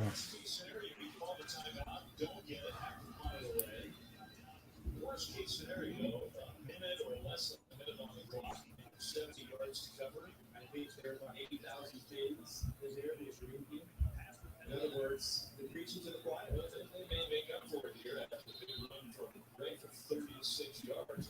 Right now, like I say, you know, OU they feeling antsy right now, so they want to score again. It's homecoming. It's excitement around the campus, so they're going to try to score again on Kansas based off the last 3 possessions that's happened in their favor, right?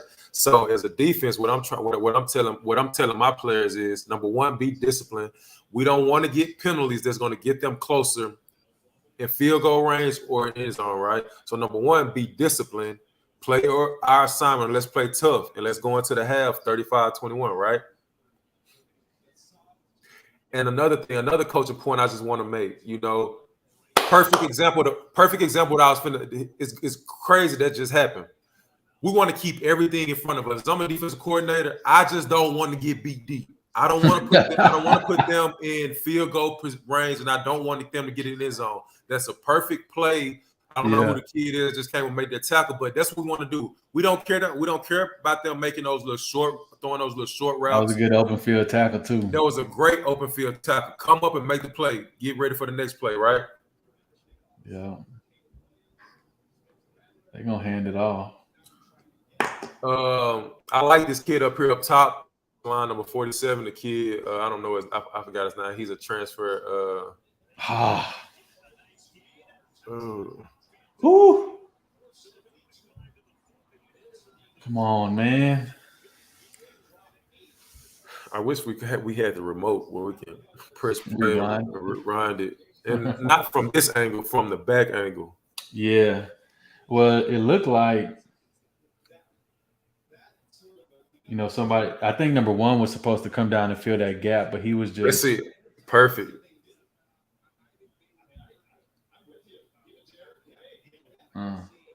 Number 8 got blocked. I think 8 was supposed to get over there. Yeah, he got blocked. Number 1, 8 was too late. Eight He was should have too late. just, Eight should have just tried to blow it all up, probably. Right.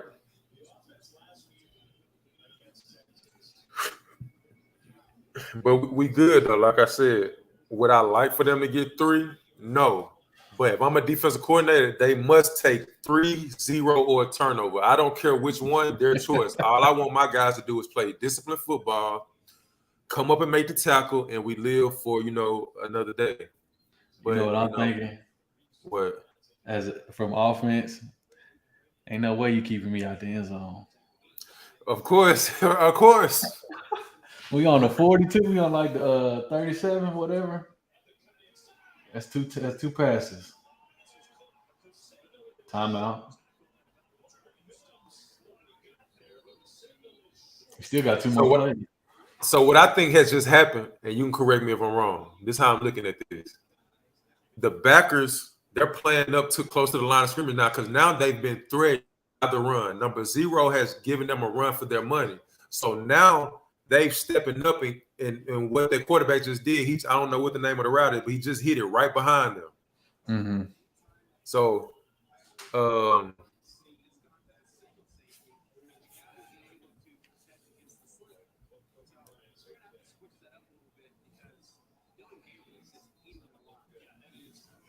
they're not getting any pressure is what the problem is.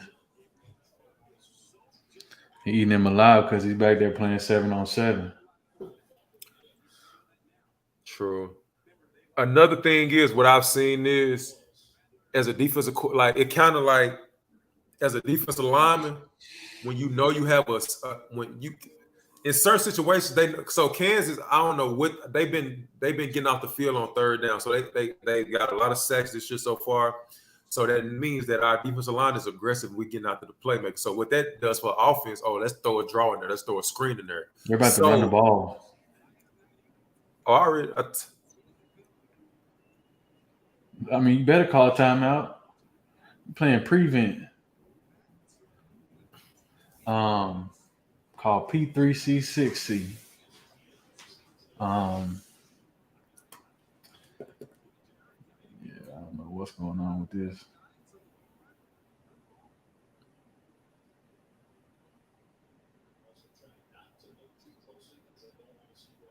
You want number one, you got it wrapped up. You got to use it. You ever seen somebody use like a cast or something as a weapon out there? Bro, so I broke my thumb in JUCO. Oh yeah.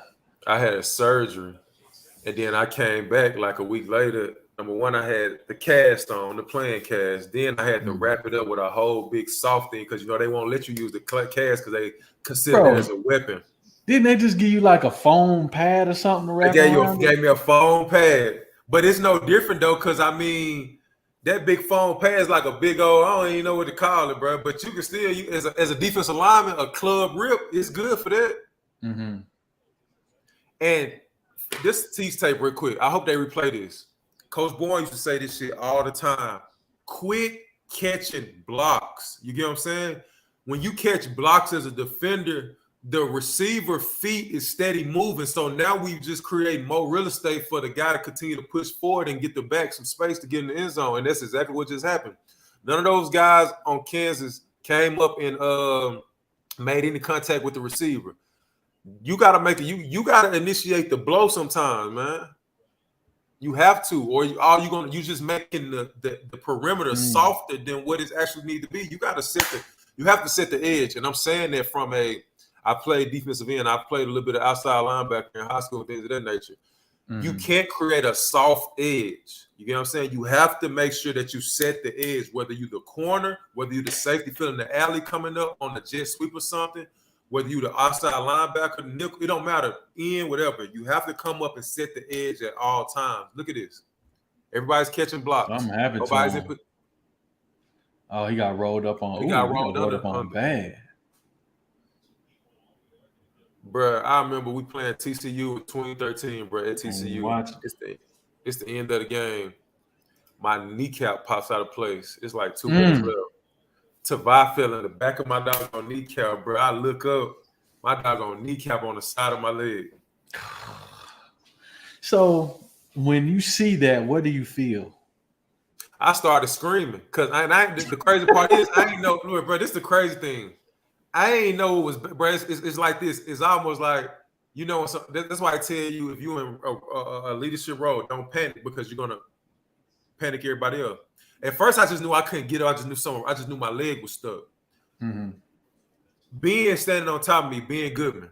He said, "Oh shit, Murph," and I looked down and I started screaming. Before then, I ain't know what. I just knew I couldn't fucking get up. I'm like, damn, bro, damn. I hope the kid all right, man. I think it was an ankle.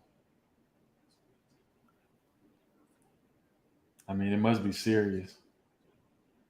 They air casting him. Damn. Dang. Hate to see that, man. That's one of those things about this game. And you've seen it more now, just going back with the Tua Tagovailoa situation that happened maybe a week or two ago. When he was playing on, I think it was Thursday night. He had just had a concussion on Sunday, and they turned around to play on Thursday. And they kept saying it was a back during the commentating. Anybody that's played football who got some sense, they know damn well dude had a concussion, and he should have been playing that Thursday. But my point is, man, these type of things happen. It's unfortunate in the game of football. Oh, damn, they carry him off on the thing. They gotta bring the card out. That's unfortunate. Just the price we play.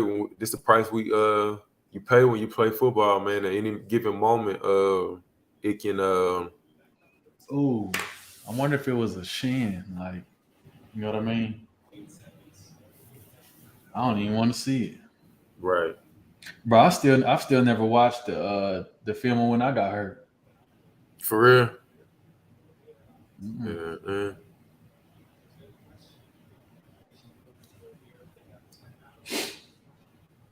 That's tough. He was having a great season. It's a great season. The kid was having a great season. Oh, what is he saying? Players that were down there, I just don't know if you could really tell. Yeah, we certainly couldn't from the replays. Don't play the replay again, bro.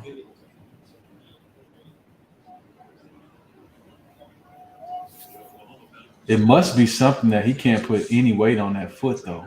Right.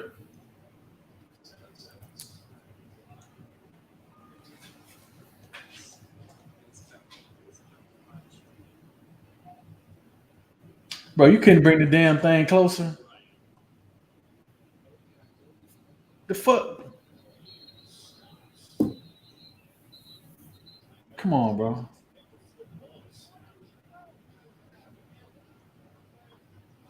What if I told you this kid right here is just...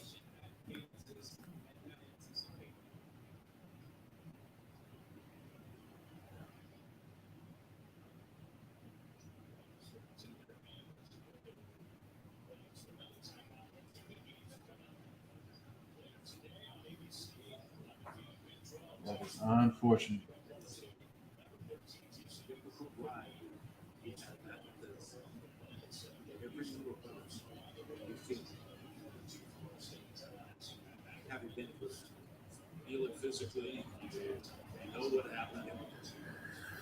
Prayers up to Kobe Bryant, man. Like you said, kid was having an unbelievable season so far.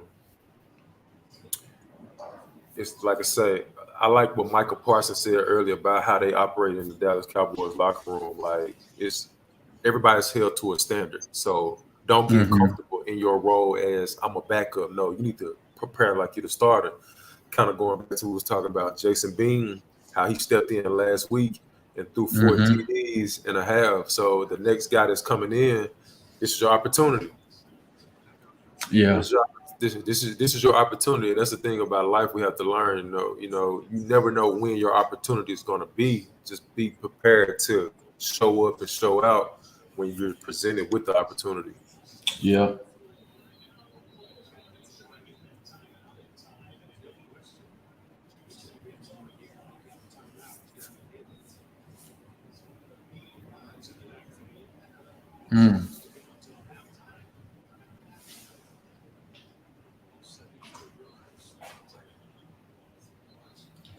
And one of the other things, bro, is when you get hurt like that, bro, you still got to take all that shit off. Facts. You still got to take a shower. And you still got to get redressed again, bro. Facts. And they on the road. Facts. That's the bro. That is the most uncomfortable plane ride I ever had to take, bro, from Fort Worth back to Kansas, bro, with a dislocated kneecap. They put the little ice thing on it while I was in the air, but it was so Wait, they stiff, didn't put bro. it back in? Yeah, they put it in. Murph popped it back in on the field. Then I walked out the field. But bro, that was the most uncomfortable plane ride because they had got stiff. Mm-hmm. And then I never forget. I was the damn. You know how we used to get to Topeka? We had to walk that long way back to get to the bus, so we go back to Lawrence. Yep. Bro, that was the most longest walk ever. And then I'll be forgetting the dude. Now he thought I was faking, bro. If I could walk, I'd walk faster. Okay, who said that? I can't remember the dude. Now he was a little short dude. Oh, one of the athletic trainers? Yeah. Like, bro. Good play. My bad. I got it on the TV over here too. What you watching? The KU game. Oh, so you ahead of the stream? Yeah. You cheating? No. Right here I am. I just put it on. Yeah, I had it on. I'll have to figure out a different way to set it up because it wasn't playing. True. How I initially had it. It's all good.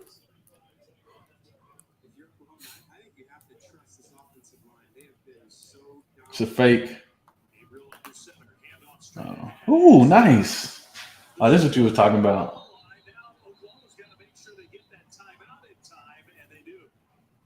Nice stop. Jeremy is one of the main guys to get in there and make that play. I've been on here a while. Another timeout. Just watch the explosiveness on the right side by Robinson 90 getting in there. Will help inside also.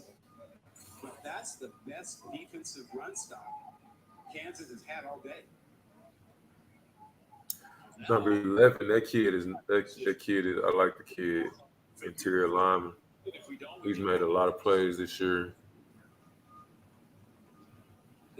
Who? Number 11 for Kansas. Oh. I think the kid name is Eddie something. Let the guys have some fun. I gotta believe he's going for it here. I just don't see him going a field goal. It's going to be satisfying. I'm with you.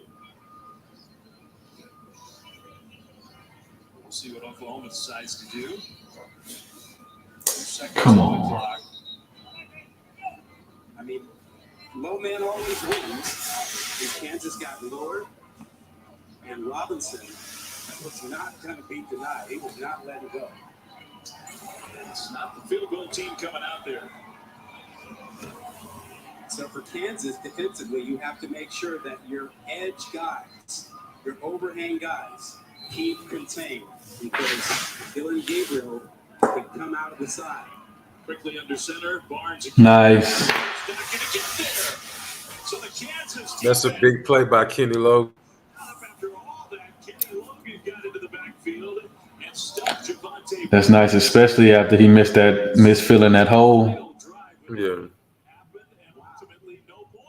Kenny Logan comes from the backside. He recognizes this is an All-American play. You got a guy who's contained, and he sees the play away from him, and he just goes for it and chases it down from the backside. You could criticize the offense. You know, one thing I appreciate hearing this game cast is the way that they're talking about the players and how they're playing. Like, Right. I don't know if you ever listened to any of the the commentary of when we were playing, it was so negative, bro. Like Very negative. even when we would do good things or good plays or have good games, it was always spoken about from a negative perspective. Effective, right? Oh, Aaron Rodgers, get loose, stiff arm. Mm.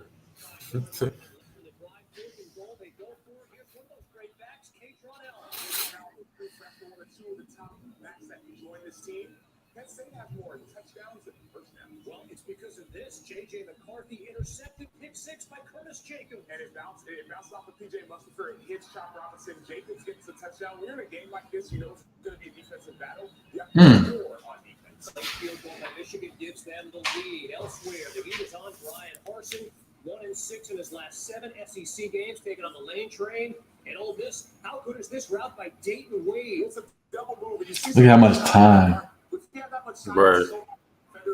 He said the same thing. Second game, and then Zach Evans, such a weapon out of that backfield. He saw the arm up and said he was open. He's a 5-star recruit out of Texas. He went to TCU and he transferred here to Ole Miss. Second quarter, Evans again nearly 200 yards rushing in the first half by Ole Miss, made it 21-0. But back comes Eagle, 14 unanswered. Bro, you know you got a good offensive line when you can see the movement, like the line of scrimmage not even there no more. All 5 of them was in it. Come on now.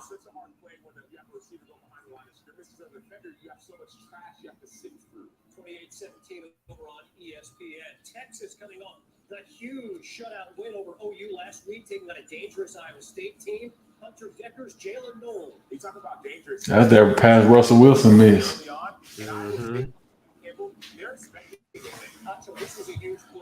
Speaking of that, bro, what do you think he was seeing in there? Do you think he had his? Do you think he was pre-set Bro. already? Had a target that he wanted to go with, or because like, bro, I see, bro, it's like.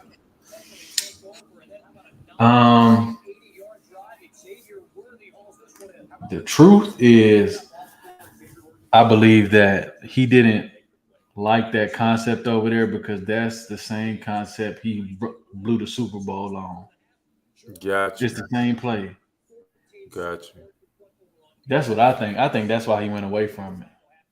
True. Because even though that's a man beater and they were playing man, so his progression should have took him over there to begin with. Yeah. He probably didn't like it. That's what I think. Because stuff like that lingers in your mind. Like, that's a pivotal play. Even though you're supposed to have a short memory, bro, you remember. Right.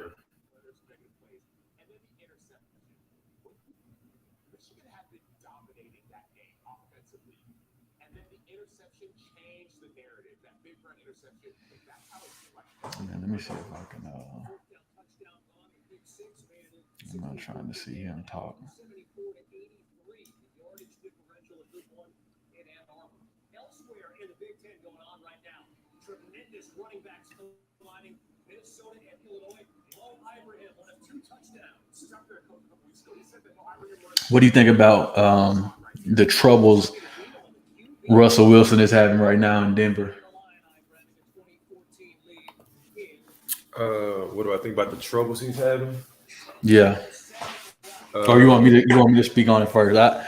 You could go.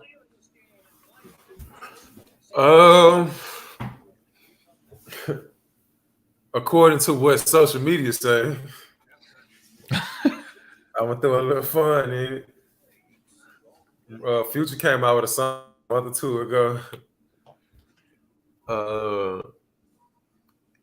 And he could have just been rapping, bro. It probably ain't got nothing to do with Sierra, but the lyrics was like something like "I still smash on C." I don't know if you. Yeah.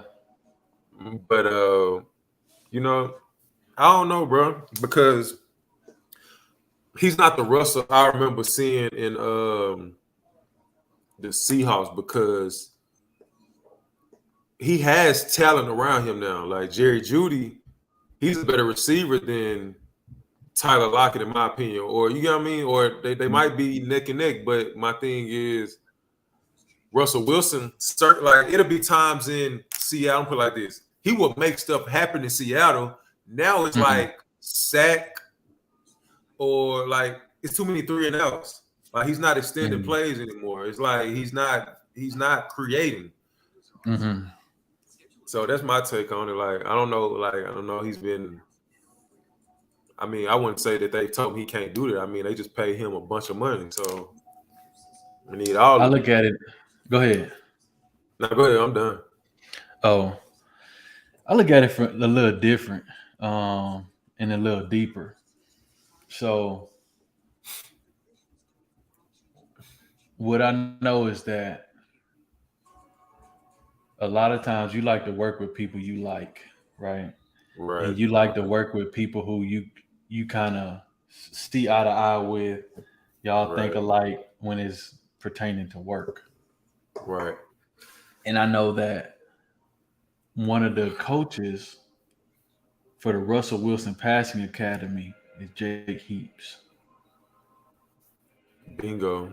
And I forgot all about know that. that.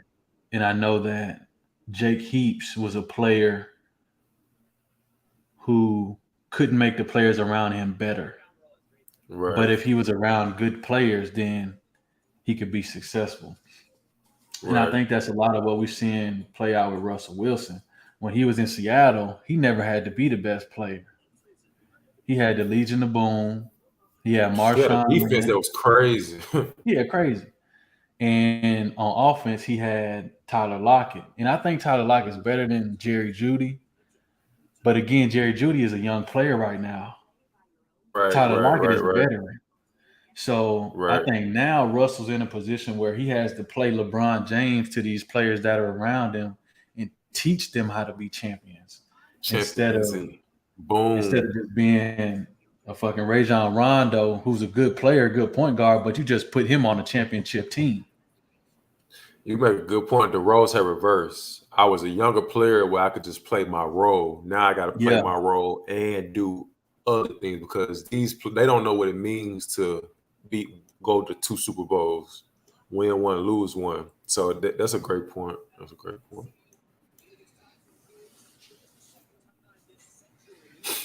Alabama at Tennessee. Yeah, and they both undefeated.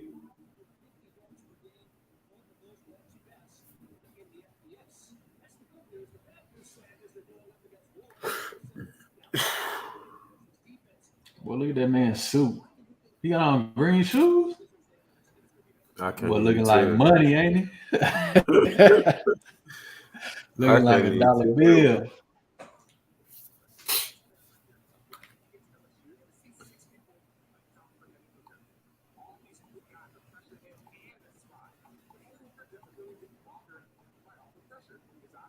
Shoot, he protected. True.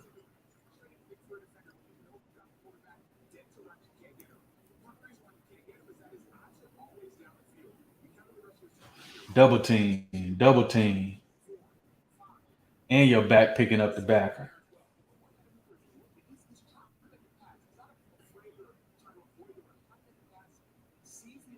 Oh, smart.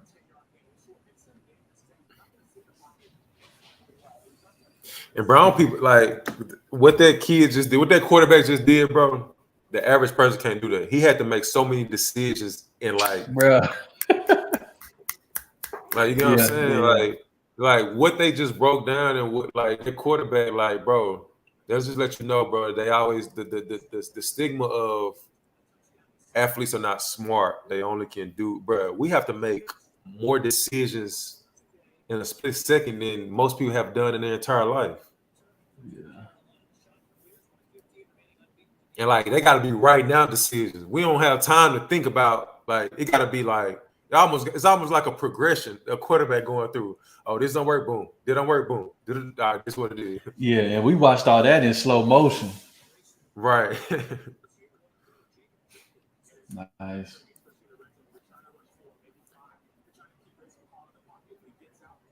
They sending the edge.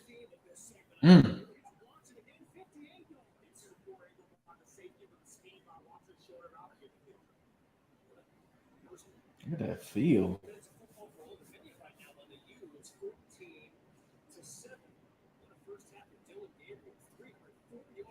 Man, I hate that for him. True. Only because I say I hate it for him because he got beat on that double move. He basically gave up 3 touchdowns back to back to back, but only 2 of them counted. And then he got hurt on top of that.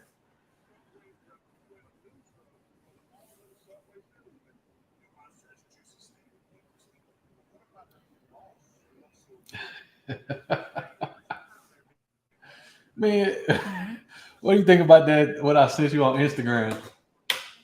Bro, hold up. Let me go back to it. Bro, she was shaking it and got down. Doo-doo-doo-doo. Hold on. I'm like, bro.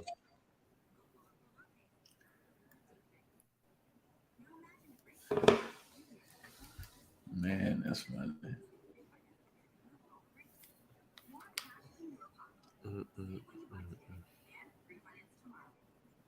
So, what do you think they need to? What do you think Kansas needs to do coming out of halftime? So, as speaking from a coach's mindset now, I got the guys in the locker room. Guys, we're in a good position. I'm not finna go in there and chew them out, nothing about that. I might say, hey, we got to clean up the simple mistakes. There's no reason they should have 35 on the board, right? We got to clean up the little things so we can get out this game, win this game. Because at the end of the day, it's still OU. They got some great coaches. They got some great players, right? So we can't, just because they're 3-3 and we're 5-1, don't you ever get it twisted that you thought it was going to be easy, right? So let's just start there. Secondly, let's get back to what we was doing. Let's get back to first of all, what is our bread and butter? Because going back to when Daniels was in the game, and I think the full game that I watched was like Duke, and it was another game I had. No, I think Duke was the first full game I watched. Mm-hmm. When they get the running game going, it opens a lot of the offense up. You know what I'm saying? Yeah. Especially with the read option thing they have going on, the option plays they have, it opens a lot. It puts the defensive ends and the overhang players in a frenzy because they don't really know who to take. And then we picking up 5, 6 yards, sometimes 10 yards at a time with it. And then now they're afraid of the run.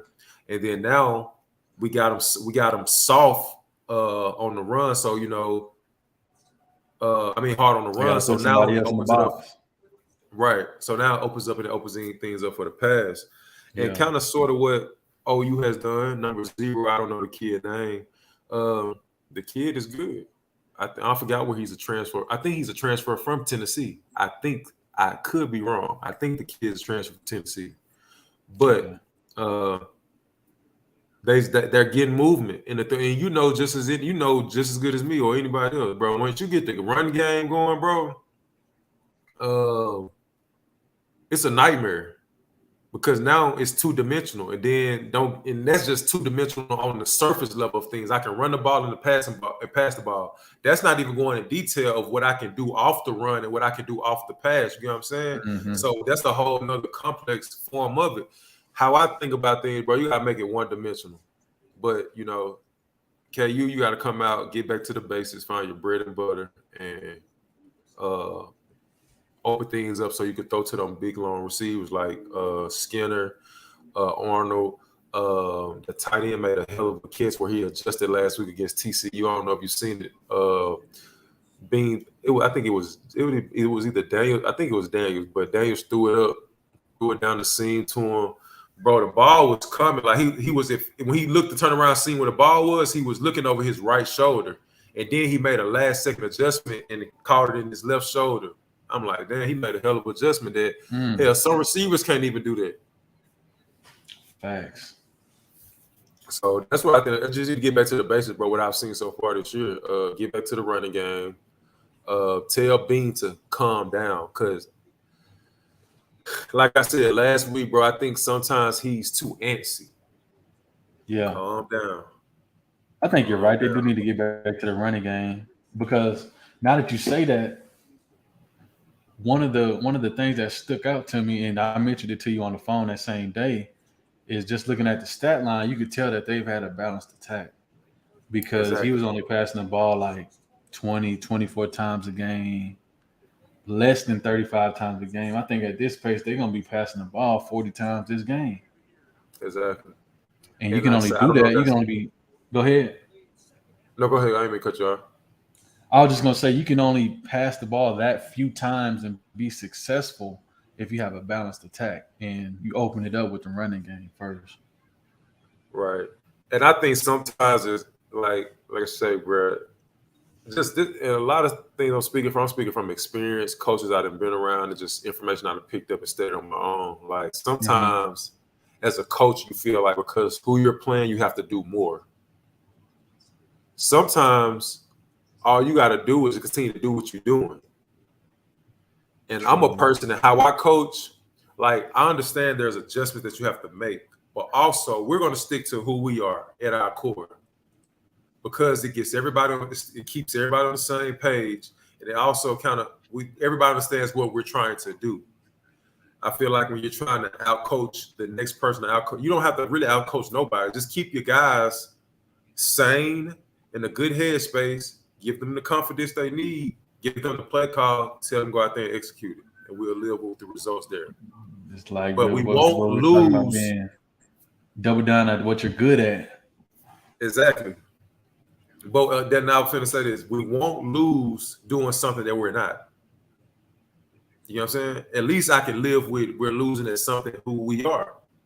You know what I mean? With the few adjustments that we have to make in there. But at the end of the day, brother, we are who we are. KU didn't get 5-1 by accident. KU ain't been didn't come back from 2 games by accident. They didn't look. They didn't beat Iowa State. Iowa State has a great defense. They was 14-12, and we ended up beating them 14-12. They didn't happen by accident. We didn't lose to TCU by a tub by accident last week. And that same TCU team that we're talking about blew these guys out of the water. You get what I'm saying? Right. It didn't happen by accident. You get what I'm saying? Teams are being who they're going to be, and this is what it is. Like, so I don't feel like we have to do. So we don't have to do nothing that we're not accustomed to doing. But they have to get back to who they are, though. That's what it sounds like. Facts. Yeah. The bread and butter. The bread and butter carry you a long way.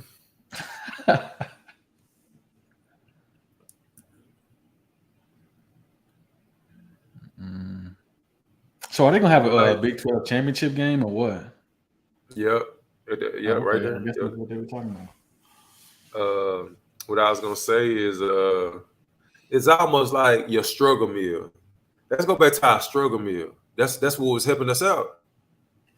That's what created for us to go eat the steak and the lobster and all that type of stuff. Because we 5-1, number 19 in the country. All because when we first started in camp, whenever we started in the spring, and what we've coached and set our foundation on, that allowed and opened it up for us to go eat at the nice restaurants. We got to get back to our struggle meal, what got us out of this, the deficit that we've been in for the last over 10 years or whatever the case may be. Well, I think one of the good things is that the players that were able to get them out of that deficit are still the same players that are there now. So they have it within them to make that 14-point comeback and turn the game around. And all they got to do is make it close, get to the end, and then find a way to win at the end. And like you said, bro, just as losing has its perks and pros and cons, winning also has its pros and cons. The good thing, what you just said, like you said, like they still have some of those players who've been on the other side of the fence, right? So if I know where I've come from, I know where to go. You get what I'm saying? Mm-hmm. So they know that you have some seniors and some juniors and 5th year, 6th year seniors on that team that know what it feels like to not win at all. So them coming out at halftime, bro, it shouldn't be a thing of trying to get them going.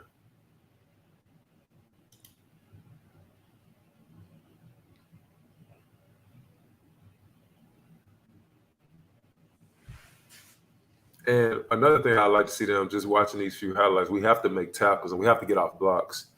I had a coach one time who was telling me, don't be a refrigerator magnet. And what he meant was don't just stick to the guy. get off the guy, get in your gap, make a play. You know what I'm saying? So we got to make more tackles. We got to get off blocks. What I want to see from the defensive side of the ball, I want to see guys come off the ball, hit Oklahoma in the mouth, reestablish the line of scrimmage. So then we can take away the run. I want to see guys set the perimeter, set the edge, come up, make tackles. Then we can play 7-on-7. Then we can let my guy number 47, my guy number 15, Sam Burt, the kid Eddie, they can get off the ball and go get sacks, man. Well, we're about to see what they do, but I think you're exactly right. They need to get back to who they are and don't try to compensate for their starting quarterback being out. Exactly. After having that left ankle foot kind of rolled up near the end of the first half. Some good news here, though, is that he did not go to the hospital. They did x-rays here. I'm also told that we could see him back out on the sidelines. But he might be just cheering on his teammates for this. Well, that would be really good news. I thought she was going to say the field. I was about to say, heck no. Good run. I like that. That kid is special. Number 4, Devin Neal, going back to what we were just saying, they come out, first play, run the ball. Number 1, what I like them, go ahead. I was going to say, how many carries did he get in the first half? I'm not sure, but the few that we saw, he was making plays. He was getting up the field. He was putting his foot in the ground, getting up the field, making plays.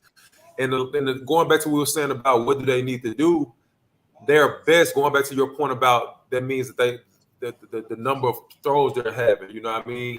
They're staying above the chains. They're not playing from behind the chains. Yeah. I would like to see them continue to say like this. For me, I would go to the flats, man. Let your running back run get hit.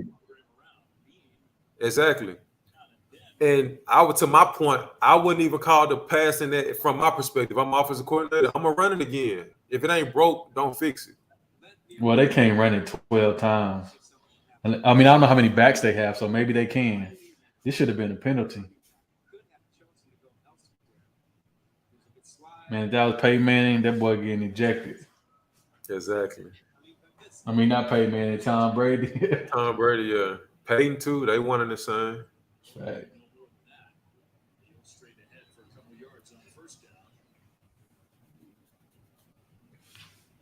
And you've seen them be able to control the clock, and I think that's what helped them out against OU, and that's what helped them out. I mean, not OU. That's what helped them out against Iowa State.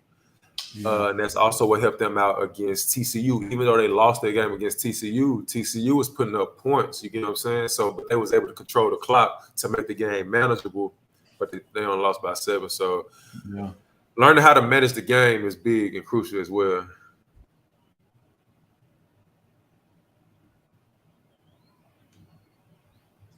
Throw it to him. There you go. Come on, man. His release point must be low or something. He's too tall for that to be happening. As a D coordinator, if I'm Oklahoma, I have pinpointed that out. You know they're going to try to get the ball out to the flats to near. Bro, his release point is right here by his head. And tell me this. Do you think he's staring the guy down? It's like he stared the guy down and then he tries to throw it. And then that's giving the defense time I think they called that particular play to throw the ball out in the flats. But his release point is here. Like you can't see, but it's here by the head where it should be up here. Yeah. He's throwing it like it's a baseball, which is why he just threw that pick because he shouldn't have threw it. So this is just me in watching. Sidearm. Baited him in there. Go ahead. Exactly. To the commentator's point about he's waiting. He's waiting. Like my thing is this, and I know this just from playing. You know, but to me, you can't stare where you're going down. If you see it, you got to go down. I'm gonna say this, bro. At the quarterback position, didn't he play at a different college? He's a transfer, right? Yeah. There's a reason why he lost his job at that other school. It's a reason. Correct. If the dude in front of him wasn't Jalen Hurts, Kyler Murray, somebody that went on to win the Heisman or something like that, there's a reason why he lost his job. Right. And maybe that's what we're seeing. Right. And I'm not talking bad about him. I'm just saying. Yeah. At the quarterback position, there's a reason why you lose your job. Right. It's not like the other jobs that's on the field. Nah, because as a D tackle, like you say, you can make a mistake and make it up with effort. You can't do that Right. with the ball in your hand. Exactly. You make a mistake, your effort might be chasing that dude running the other way. They've had a lot of good offensive teams since then. In between four people. And that's another thing, bro. From the little snippet I just seen, bro, it's like the linebacker is waiting, looking in the backfield. One thing Coach Bourne, I used to hear him tell, the quarterback is not going to throw you the ball. So my thing is you need to get to your spot. That's what film coming to watch. You know where they're trying to get the ball to. Quit looking in the backfield. He's not going to throw you the ball. That's a good breakup on. That's a good play by number 3. It is. That's what I was talking about earlier, being aggressive. Quit waiting on them to make the play. You go make the play. Yeah. When you wait, you're giving the offense a chance to make the play. Oh, that's holding. Come on now.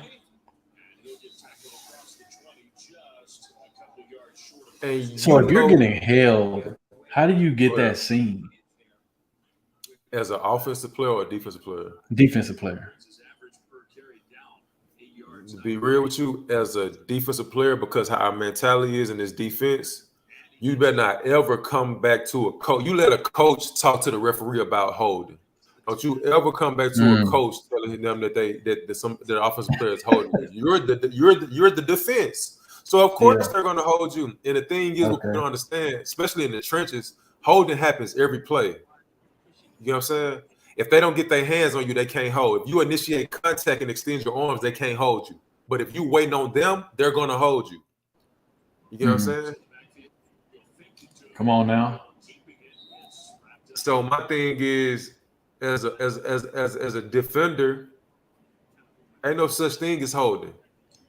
You make it away till they don't hold you. You try to break his fucking forearm or some shit next time he put his hands on you. Make it so that he don't even want to block you. You get what I'm saying? Yeah.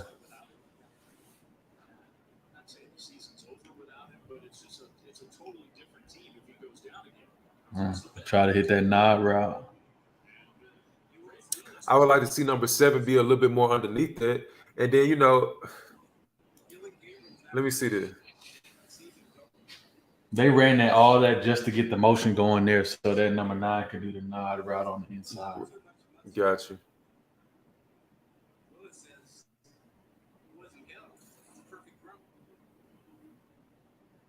Now it's 3rd and goal, just inside the 10. Kansas will not play man coverage now.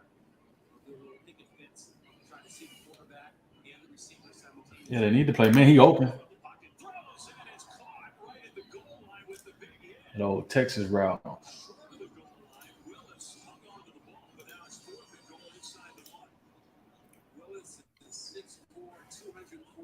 Wow. What they say?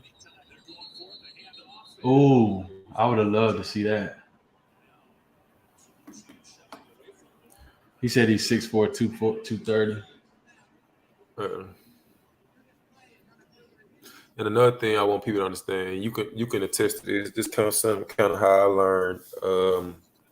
I learned as I played and watched. Got better with watching film and just understand the different personnel groups. So if I'm a defensive coordinator, right, the offense, they're going to come out in different personnel groups. It can be 10 personnel, it can be 11 personnel, it can be 12 personnel. And what I mean by what I say that is 10 personnel is one. So understanding that the number should equal up to 5, right? The first number is for how many running backs is on the field if I'm talking about 10 personnel. The second number goes to the tight ends. The rest of the numbers is left up to how many receivers that's in the game. So when you understand the different personnel groups and stuff like that, it can put you in a better position as a defense to understand where you need to be, what type of plays they run out of that formation. It kind of, like I say, simplifies the game even more if you understand the personnel group that they're in. Mm-hmm.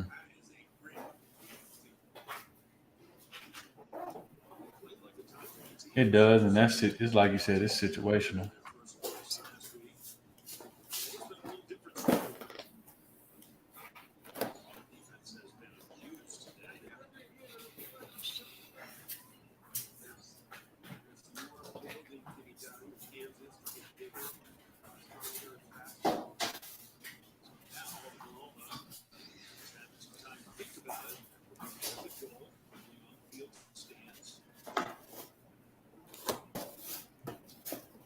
I'm about to bust me up for something to eat, Mike. You said what? Somebody bust me up for something to eat.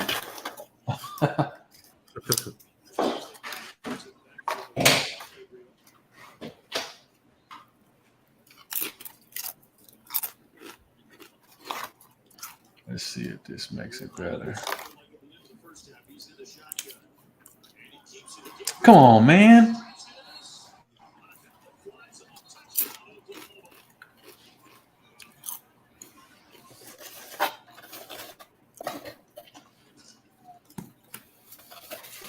Yeah, bring it back.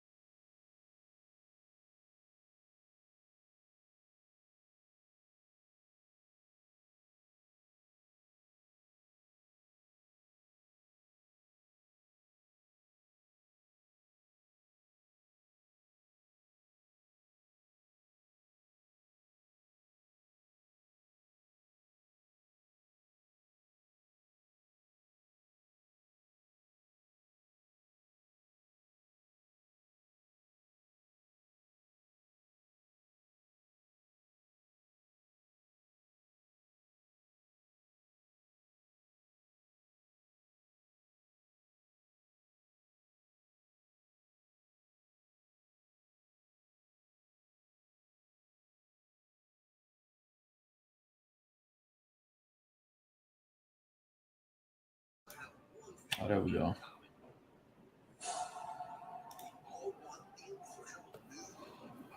Oh, okay. What happened? Oh, no, I was laughing. You muted yourself because you was eating.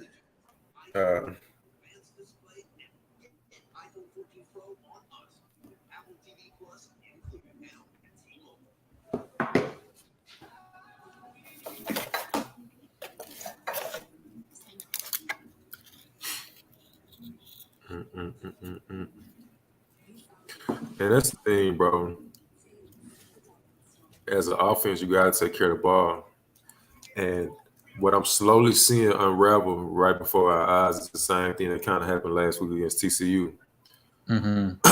Turnovers, giving the offense a short side of the field, and they're executing. They're doing so the turnovers and the possessions that we did have, we didn't execute. We didn't get nothing out of it. Mm-hmm. Oklahoma is getting the ball and they're executing on the turnover or whatever the case may be. So we can't win like that. That just don't go like that.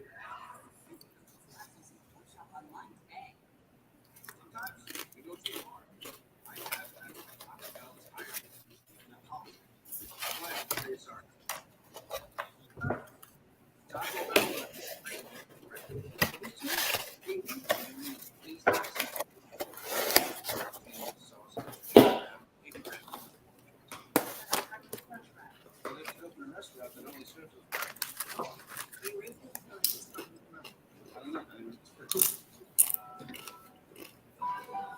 may be close to retirement, but I'm as busy as ever. Thanks, Lord.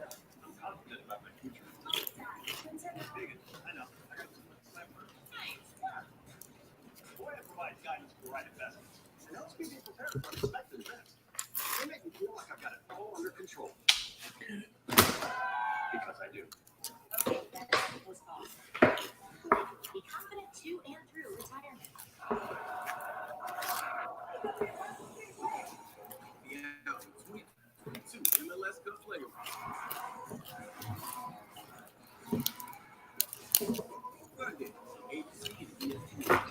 Hey, so what do you think about the Eagles?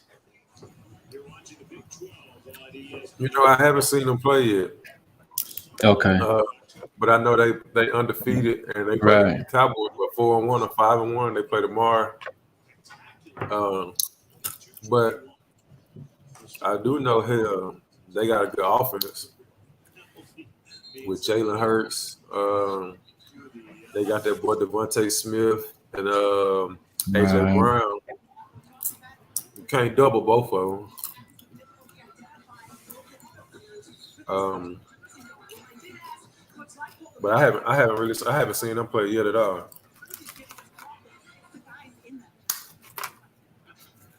Yeah, well, there's not any question that from an eyeball test and recruiting ranking, Oklahoma is far superior.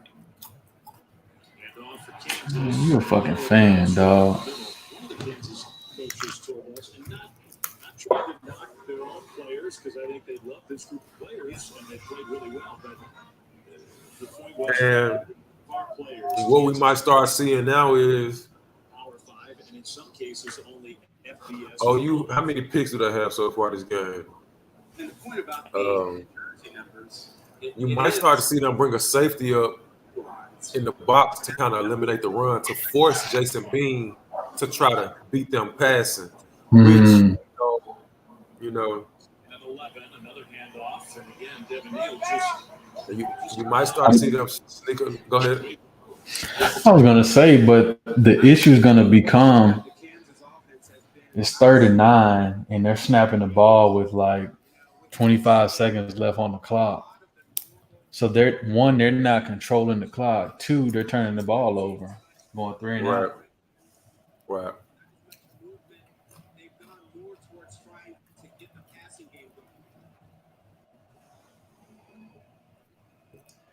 It's like they need I hate to say it, but they need a big play to get their morale back up. They do. They do.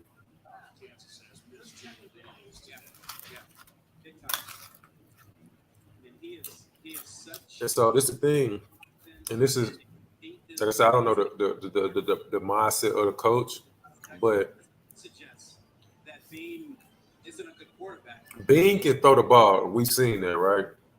But this is the time where it would have been more. They pretty much what I'm trying to get at. They should have ran the ball more in the first half. Mm-hmm. Now Oklahoma is up by so much. Going back to my point I just made, they're going to try to force him to throw the ball. Yeah. They're going to start bringing us. Oh, y'all going to run? We know y'all have had success running on us with Devin Neal. We're going to try to eliminate him, make you throw the ball. You have a couple batted passes that have been batted down. And then, bro, how is his release point right here? Bro, it's I have crazy. no idea. Almost a design looking run, and Bean can't get away. And great closing play by Key Lawrence, who's made some big time plays for Oklahoma's 4th down. That Lawrence has had a day. You know, one of the issues for this defense has been poor open field tackling. It's such a hard thing to practice. And I think that comes from not playing. All he had to do was like slow his pace down by like a half step. To set that block up. Exactly. Because he was running it so fast, he outran the angle that his lineman had to climb to get the block.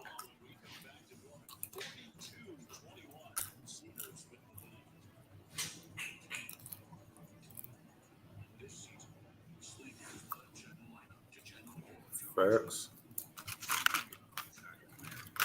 Understand the situation, man. That's the thing. Like, if I was still coaching, bro, my thing is I understand because as a former player, you understand, bro. It's 1,000 thoughts running through your head. But it's my job. Like, I need you to calm down. Mm-hmm. Like, because you being all antsy and trying to like do more than what I asked you to do, that's not gonna get us nowhere. But I need you to calm down though. So I would expect, hey man, calm down. What are you in a rush for? And I'm quite sure they say this to him all the time. Because even when the two things I can tell the difference between him and Daniels had control of the offense, and then, like you said, to your point about it was still 25 seconds left on the play clock when they snapping the ball. When Daniels was snapping the ball, bro, I swear it was probably like 2 or 3 seconds left. But that just Yeah, shows it's the you, little things, bro.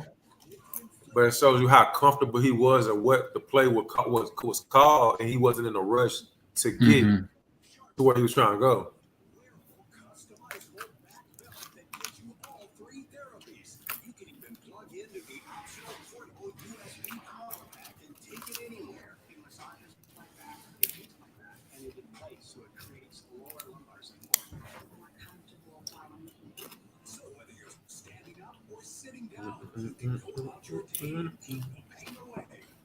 It's guaranteed to make every chair your favorite chair.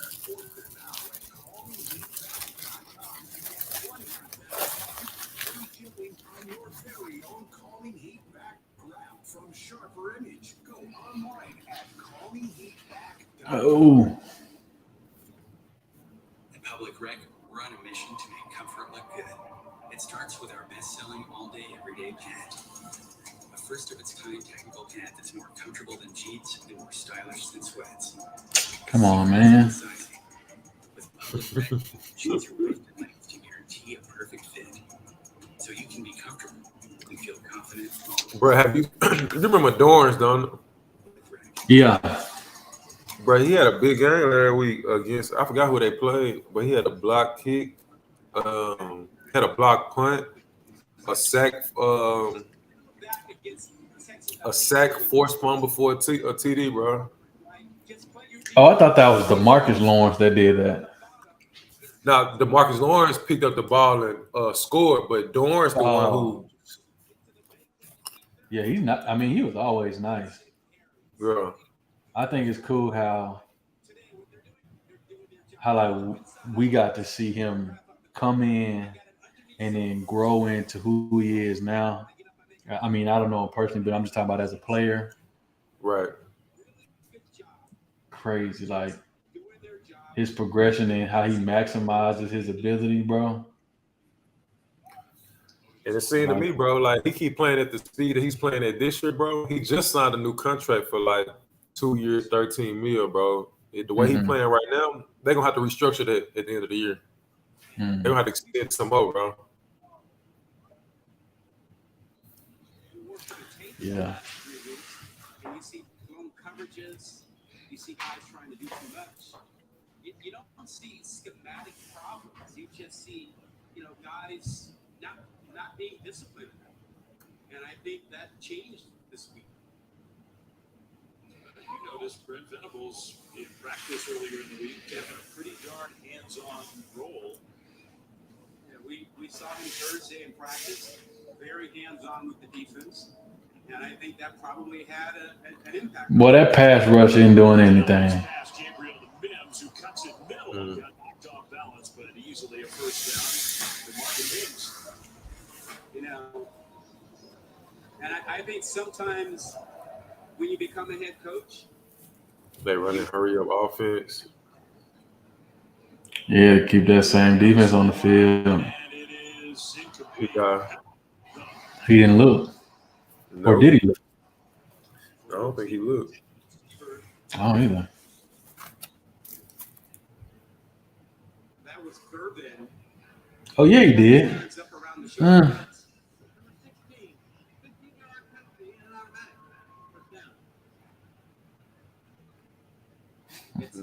hands up around the shoulder pads preventing the receiver being able to make a play. He was in great position. All he had to do was turn around, keep his hands down. I mean, if you're going to get your hands on the receiver, get the hands down low. Hello. They still in good. There you go. Picked off by Kenny Logan. And Kenny Logan back across. That's what they need. Now they need to capitalize on it. Exactly. He was throwing to a spot, and Kenny Logan was in that spot. I mean, this is an RPO, and he just throws to that spot where he expects his receiver to be, but instead finds Kenny Logan. So the turnover for KU. With 49 to go third quarter. And that's what Jeff Levy's been most happy about with his quarterback protecting the ball this year. He's fumbled it and thrown an interception today.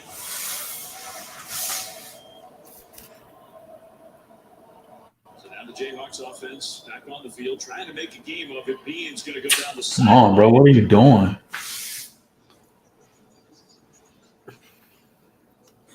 They really have not gotten much out of the wide receivers today, in particular Quentin Skinner. See, I think what we're seeing now too is just the difference in how the offense functions when Jalen Daniels is in there versus when Bean is in there. Right.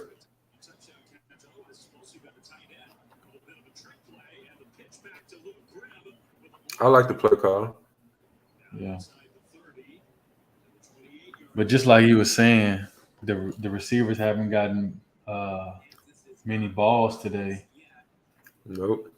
It's kind of like in the NFL when somebody has like a breakout season, their first season, and then now there's film to study on that player. And that second season isn't like the first one. That's what's happening here. They got to run the ball, though. They have to. They have to. I mean, the play action is still working. Yeah, know what I'm saying. But exactly, that's all, bro. That's their game. Exactly. My point exactly, bro. You see a big run, even if, like, you know, bro, if you get the defense to soften up just a little bit, they have something to defend. They don't really know which way to go now. Yep. That was nice. Great protection. Took his time, feet set, make the throw. Yeah, see, the only thing we splitting hairs here because he scored a touchdown. I don't like that he still had to throw over linebackers. True. Which is what got him in trouble earlier in the game. True. So if they could have some kind of route to hold those linebackers down, that'd be better. Or open them up, either one. Pause.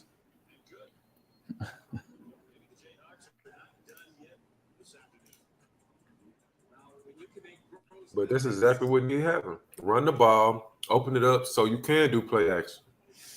And another thing they do really well that we didn't talk about is they do something with the ball once they catch it. They don't just catch it and fall or get tackled. Oh, true. They do. That's real. That's a good point. That's something else that we didn't really have, bro. Somebody was catching the ball, they was getting tackled. Or they was catching it and dropping. Was one. Right. I mean, we started to get it when like Nick was there and Nigel were there. But that was only like 8 games or whatever. You know what I mean? We didn't have enough time to No, yeah, that's a good way to put it. As much talent as that 2013, I think that 2013 and 2014 had a lot of talent. Yeah. There's no way we back-to-back 3-9 seasons. We lose to Rice. Rice. We lose to a school called Rice, bro. Yeah. Rice. bro. And no disrespect to them, but it's like, bro, come on, man. You funny.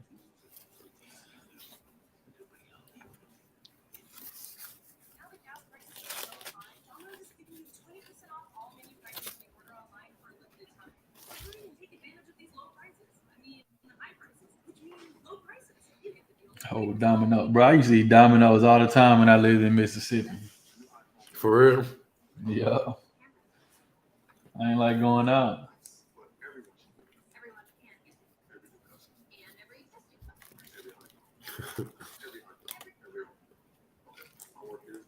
Bro, what you think about the Deion Sanders thing? Did you see the coach from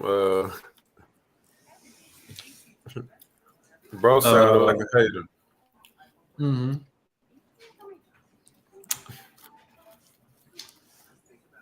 I don't really understand. I see both perspectives, I guess. But from the other coach's perspective, I don't understand why he was upset. Right. And you can speak to this because you were a player also. Bro, I don't know a time where we ever cussed at the other coach as he was walking by, or was talking shit to the other coach as he was walking Bro. by.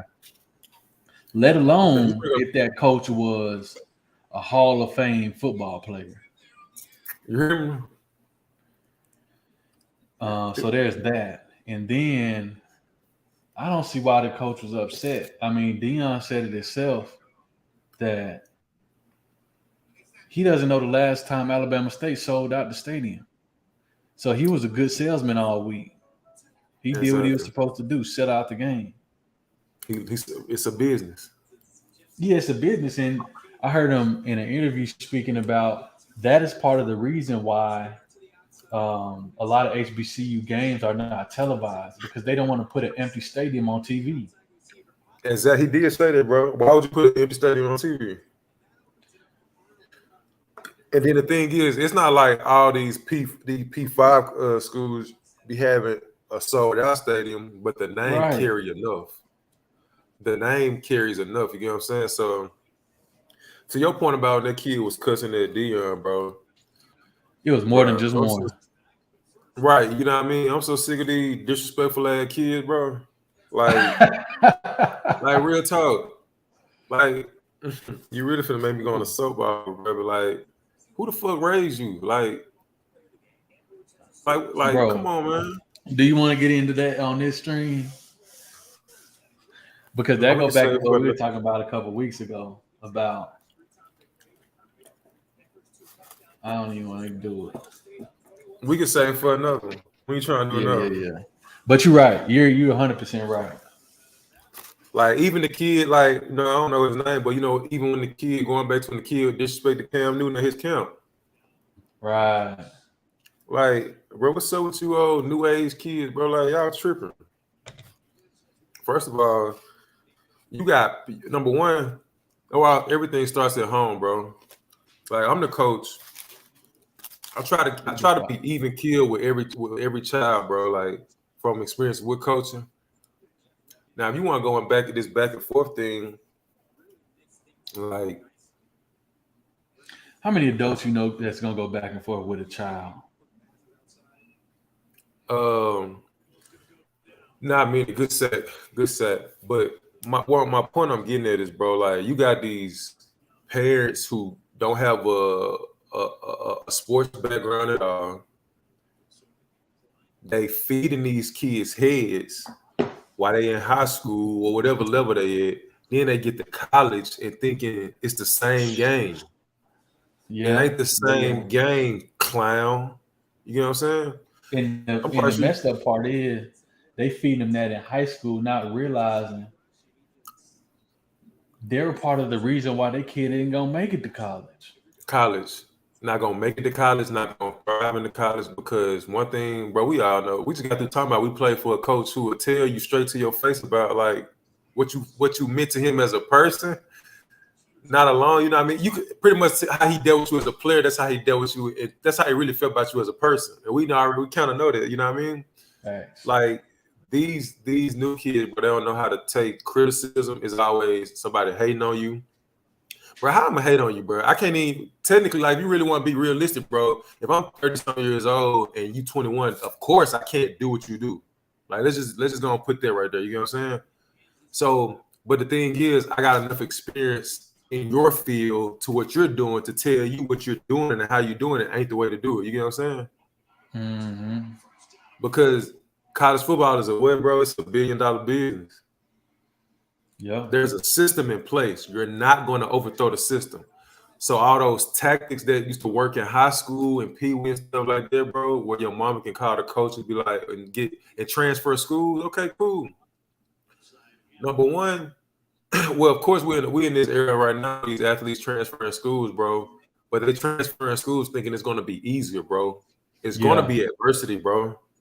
They transfer and avoiding the competition. And avoiding competition, avoiding coaching, bro. Bro, if it went for whole soccer, bro, I was finna leave Kansas. You know what I mean? But it didn't have nothing to do with competition in terms of like the other player, bro. It was really just me versus me. Nobody was there. The Kansas was the first time when nobody really didn't kiss my ass. You get what I'm saying? Yeah. High school, they kissed my ass. Pee-wee, they kissed my ass. JUCO, they kissed my ass a little bit. Kansas, you give a fuck about none of this shit. This is the Kansas way. We do stuff this way here.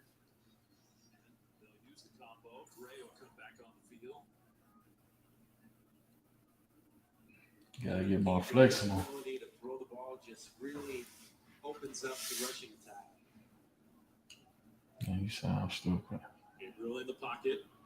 Now trying to Set. Nice. Will get wrestled to the ground. Might have gotten back to the line of scrimmage to officially avoid the sack. I mentioned that they almost didn't get Dylan Gabriel here at Oklahoma. The whole UCLA, he was about to enroll there. Yeah, he had announced he was going to go to UCLA. Caleb Williams hadn't officially left here, and Brent Venables. There's some gray area about how it all went down, but Brent Venables wasn't trying to run Caleb Williams away. So he told Dylan Gabriel, he said, look, I can't guarantee you if you come here, we want you, but I can't guarantee you you're going to have the job. That pass. That was nice. Willis, and he got in. Touchdown. He stayed in bounds. What a play by Brayden Willis. See, I think now we're seeing the difference in. That was nice. Another Oklahoma receiver wide open. Kansas losing track. In your quarterback situation. Almost back-to-back play. Because KU was putting up 50 points a game. Exactly. Listen, Willis has had a day, and he started the day with some tremendous blocks. Bro, hold up. My bad, I'm chewing, but I got something to say. Once could have been a second time, just barely did it in.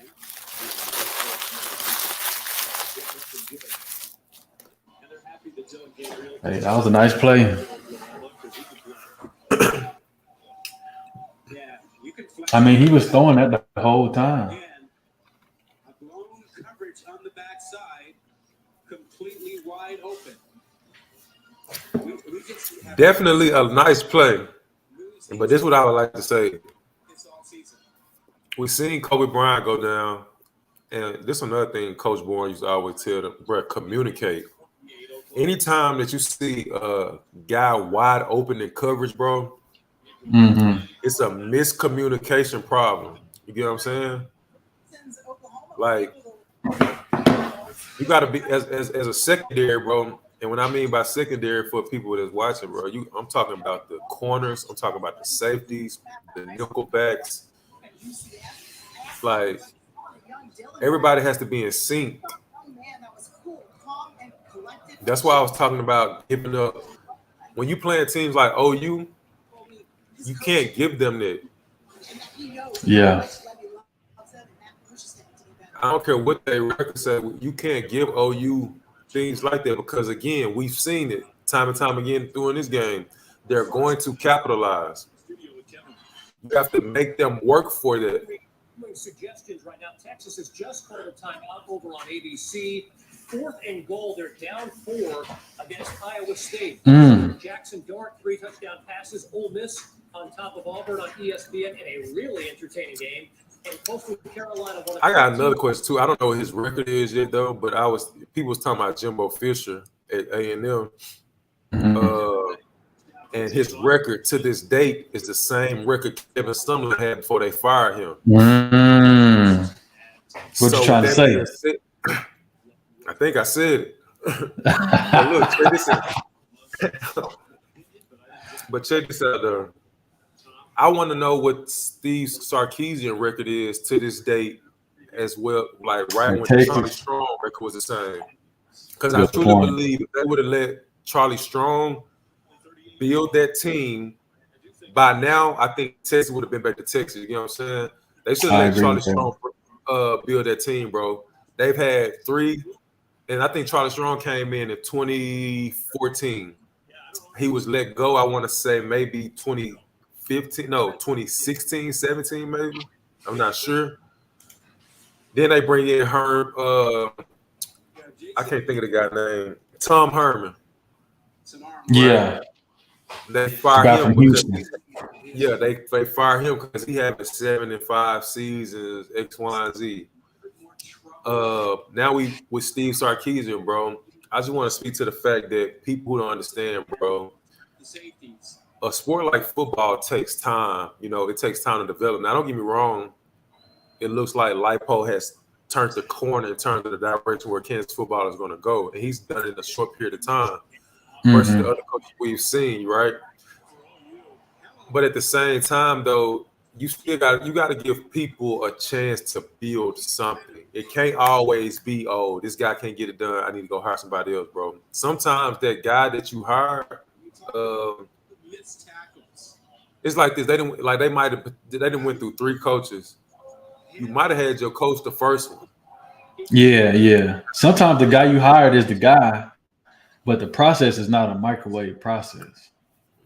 It takes time. And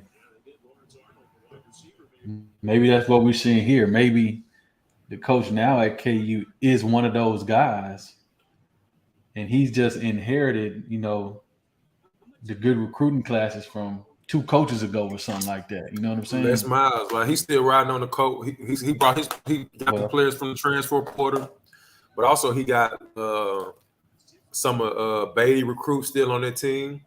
Yeah. And there's still some recruits from Coach Miles on their team. Because technically, bro, he came in, I say, at the end of the spring last year. He really just was able to, because last year he probably wasn't able to get much in last year because it was on a short time clock.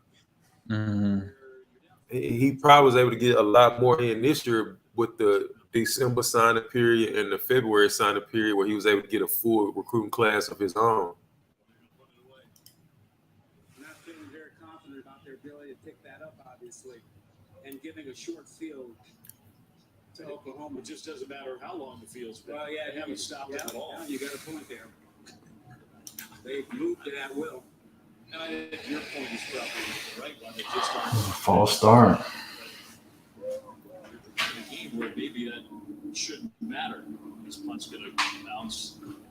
I think if it were 20 seconds later in the fourth quarter, you probably see that's the difference. The difference in this game right now is KU not having their starting quarterback, I feel like, and OU having theirs. Facts. Because OU didn't have a starting quarterback when I think he was out last week.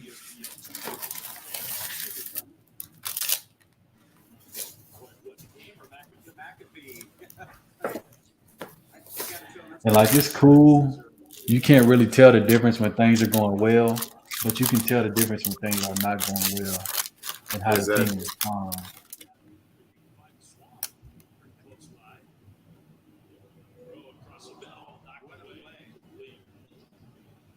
If you go underneath, you better make the play because that is otherwise house call. Got his hand on it. He didn't get his hand on it. Maybe had enough to distract the receiver. Right. Okay.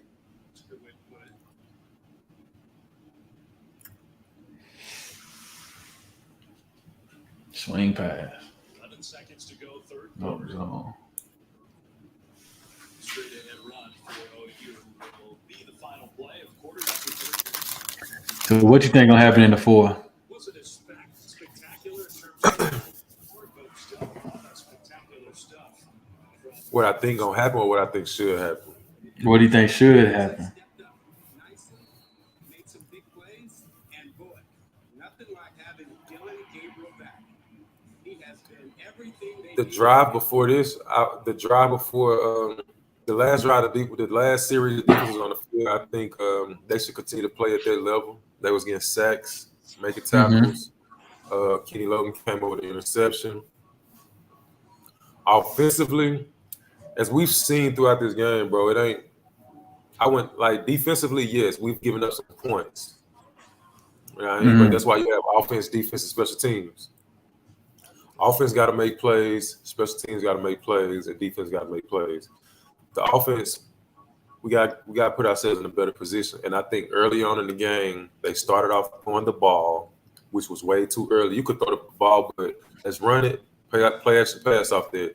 Let's loosen it up. Let's get it to where we want it. So by this time, now going to the fourth quarter, we still got something. We still got some to work with. Now, what's finna happen now? They finna see what Jason Bean is really made of. You know what I'm saying? True. Because the pressure is finna go to him, whether we like it or not. You know what I'm saying? This is his moment to look himself in the mirror and be like, all right, what we gonna do? What we gonna do? What can I do? You get what I'm saying? Because they're gonna take away the run game. It's the fourth quarter. We can't keep just running it, taking time off the clock because we have to score now. Yeah, that's the thing. Like they're gonna load the box, make him complete passes on the outside. But the catch is when you don't. I'm not gonna say when. If you don't, then you only run 30 seconds off the clock and punt the ball. And then you put your defense right back out there on the field to try to stop a run game that they've been getting beat by. Been getting They got tortured. the 1-2 punch with the play action pass. So it's like I know they don't need to run the ball every play, but they need to run the ball still.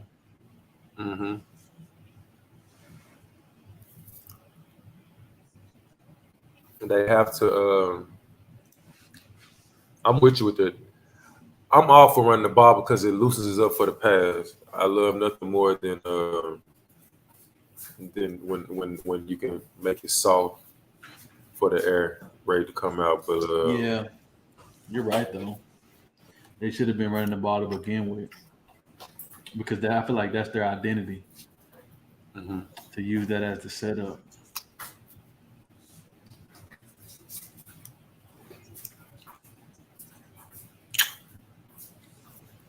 when you get away from your identity, bro, it's hard to go back, especially when you need it in a crucial moment. Because it's almost like when you get too far away from it, right? When you get too far from it, bro, you damn near have to relearn it for a minute. It's the fourth quarter. We don't have time to relearn what our identity is, bro. We should have been creating our identity and establishing our identity at the beginning of the game. That way, by the time it would have got to this point, we still have a lot of pieces to work with because our identity, our foundation was set at the beginning of the game. But they came into the game trying to keep up with Oklahoma. You don't have to keep up with Oklahoma. Be you. Underneath route. Knew that was coming. Come on.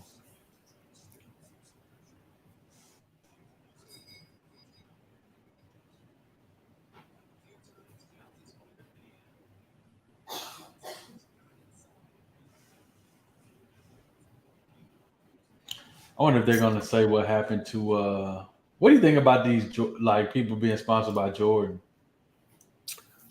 I think it's good, bro. I think it's a business decision.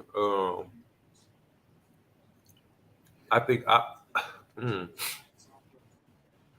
it's good for the culture of the kids, and what it's able to do for your recruits and things of that nature. Bringing recruits in. when you have access to Jordans. I think I remember when because Oregon I think was the first school who was no they wouldn't. Oregon was they sponsored by Nike, but I think they the first school who their travel shoes used to be Jordans. Oh yeah, them threes. Yeah, they used to have Jordans as travel I think shoes. so. So, That's a fumble. like I said, I like it for the culture of the kids, bro. At the end of the day, it's Yeah. about the kids and stuff of that nature. But for the most part, I like it, bro. I'm an Adidas guy though, Huh? and it so happened I'm an Adidas dude, and it so happened I went to a Adidas school. Like real Okay. talk, I was Adidas in high school, bro. Oh Once really? I found out how light them shoes was, I was in academy, bro. So first of all, I fell in love with Adidas because I seen Mississippi State wear them, and Mississippi State is a Adidas school, and then I seen these same cleats that Mississippi State wear in academy. So I was like, oh, let me Mm-hmm. try these, and ended up buying them, bro. Them the most lightest cleats I ever had in my life, and so happened I got offered by Adidas school. But at one point in time, Kansas was finna go Nike, but Nike went trying to sponsor everybody. Yeah. They was only trying to sponsor football and basketball.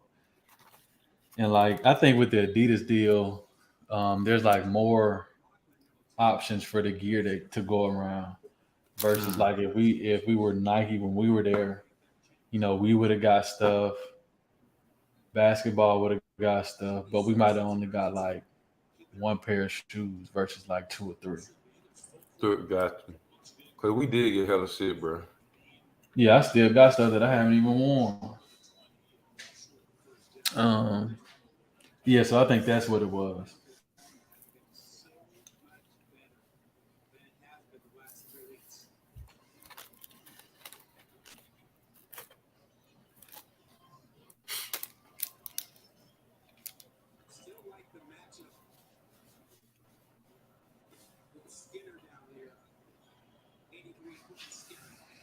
Let's see what we're gonna do offense.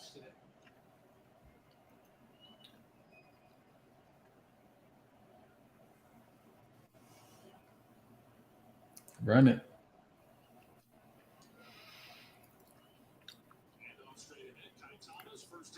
That's a good run.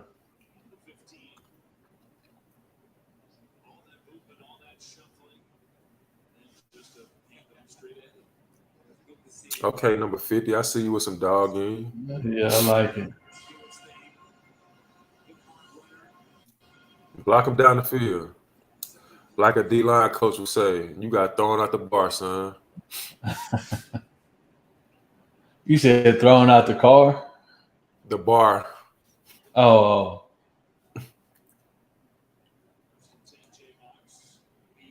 Check it down. Okay, get in there then. You ain't true. You tried to slide in there.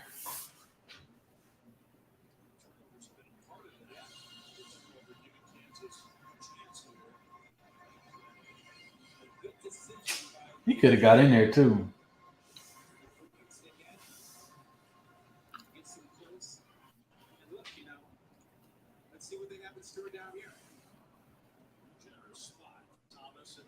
Do not pull that ball, dude. You see him try to pull it. Mm-hmm. See, that's another thing. When you get down this low, I mean proximity to the goal line, you got to be definitive. Either you're gonna give it or you're gonna keep it. Ain't no last minute trying to pull the ball. Exactly. Because now you just lost a yard. Exactly. Quit trying to doggone do trial and error. We ain't got time for trial and error. Make a decision like you just did.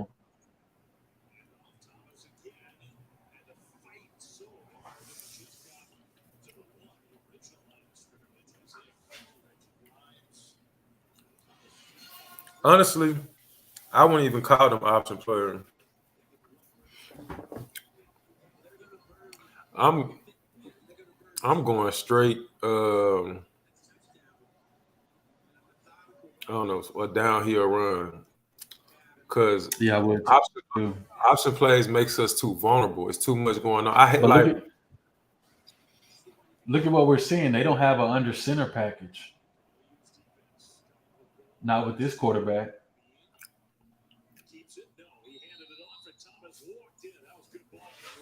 I guess it's become more prominent for them not to go under center at all. But I just feel like for me sometimes, like if I was a coach, bro, still getting all sexy, and I call sexy, getting the spread and all that, not under center, it's too risky sometimes, bro. Especially down here on the opponent's what's the name. It gets real tricky sometimes. well, I was going to say I didn't want to jinx it, but their center has been great. The Bro, whole he game. has. Bro, that kid, I told you he a transfer, bro. I like that kid, number 50. Yeah, he's been I really told he good. transferred from somewhere, but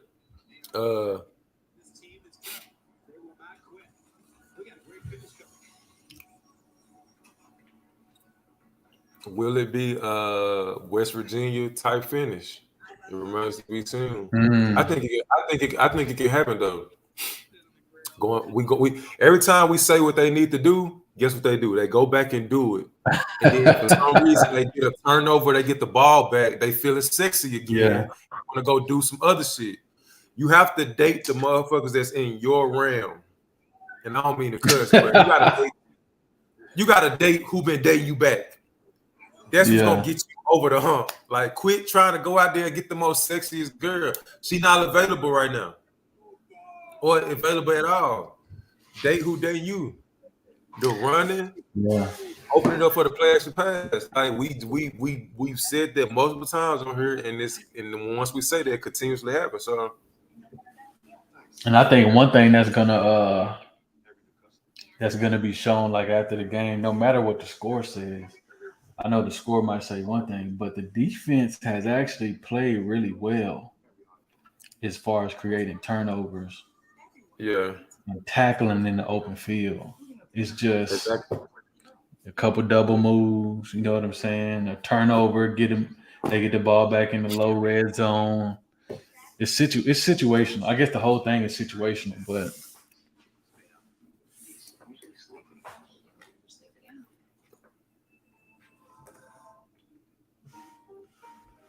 But to your point about last week when you said about TCU, you could tell that they have turned the corner because they was down. They still fighting. You get what I'm saying? So that means there's some coaching going on. They're buying into it. They just have to clean up the simple mental mistakes. it's just nonsense. Because honestly, there's no reason why this team shouldn't be. Today, I understand my all hearts with a few plays, minus a few plays with TCU. This team, and then what's going on right now with OU, this team should be 7-0. Agreed. Like I've watched TCU whole game, and I've watched this whole game. There's nothing spectacular that's just hopped out. They got players, we got players. We just have to capitalize on the mistakes that they make. We're not capitalizing on the mistakes. They're capitalizing on the mistakes we make. We're not capitalizing on the mistakes they make. Bingo.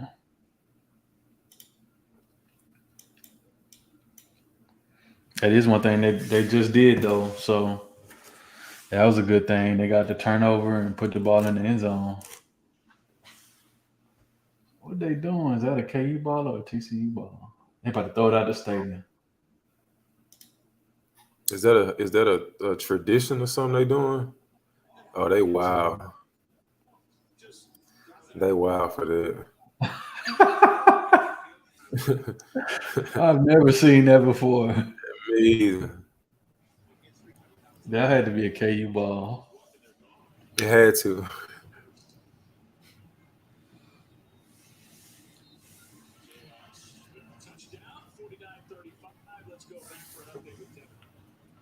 Texas down to Iowa State late. When you finds Xavier Ward, and look at this route. Look at that route. Routed him up. Touchdown. Cyclones just fumbled the ball. Texas has it late. Club 3 on ESPN. Elsewhere, the on next circle, Maryland and Indiana. Talia Tagovailoa. And that high-octane offense coming up next, Glenn. Okay, well, that would be, it looks like it will be a great win for the Longhorns to survive against a team with a really good defense. Might not have been as pretty for Texas. Greg Stoops gets his hand on the ball and a nice gain on first down. He's had a nice day so far, making his parents proud. Mom and Dad sitting up here watching play. Bob Stoops, former coach here. Folks in the elevator were asking him to come back and coach. He said, "Never mind. They're in good hands with Brent." Gabriel tried to zip that one to Stoops. I would like to see 15 a little bit more stiff on their block because In Oklahoma, the clock. Here's Fred. There's Bob, who didn't love that particular moment. He's probably saying, "We're up 2 scores. We need some clock. Hello. Run the ball." That's the 42 yards. They throw for 400. That's good for KU, though. 2-score lead. You run for 240. 3rd and 1. Let's get some penetration and get a stop. Number 1 doing. If you run for that much, your offensive line has played that well. You can take a bunch of time off the clock. Clock is the enemy for Kansas right now. And with a 2-score lead, you don't really need to throw it that much. Certainly not incomplete passes. But we're definitely seeing a more deliberate tempo in terms of getting the play in. And can't really say breaking the huddle, but getting to the line of scrimmage. And that's the smart way to play it. There's a handoff. Barnes got hit at the 40, maybe made it to the 41.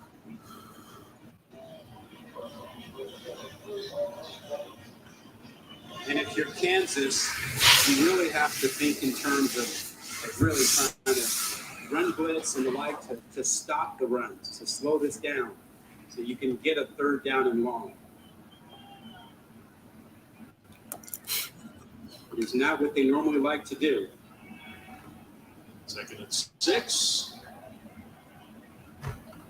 Up to the 45. It'll be, well, I've said 45. Get him on the ground. Stratford there. It'll be 3rd and 1. Okay.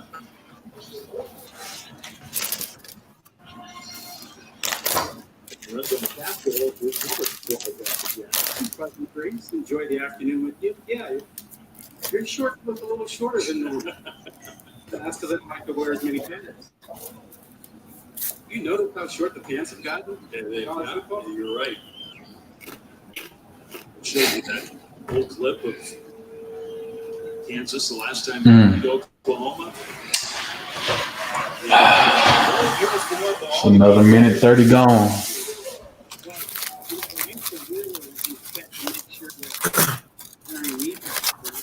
We gotta be thinking turnover.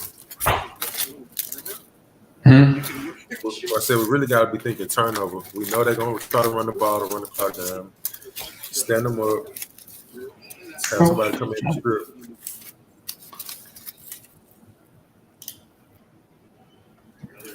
Tackle for loss. Was there to beat the ball carrier. Gray lost a yard. Well, since Oklahoma turned to the ground game, they've burned 3 minutes off the clock. And see, yeah, those are bike shorts. That ain't even close. No. I'm just mad because back in the day, I would have done that. Would have been faster on the field. All the extra pads and all the extra laundry, you didn't need all that. Yeah, I was playing on grass too. That was a lateral. I like how he attacked that block. Ooh, 3? Oh, you talking about the guy on the slot? Yeah. Yeah. I just wish he would have attacked half of the man and not be so engaged all the way.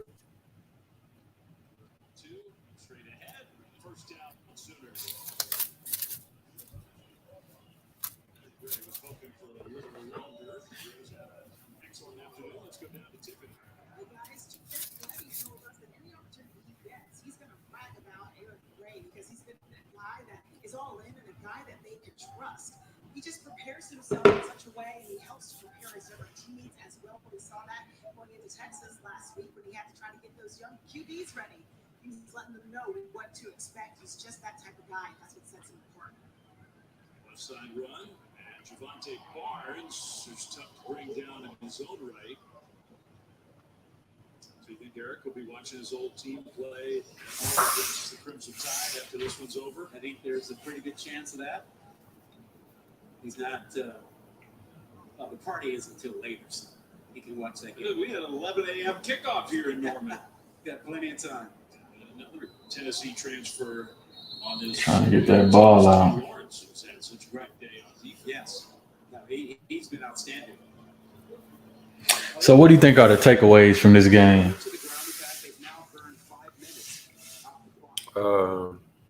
That's just the right way to do it. The takeaways is that for me, number one, offensively,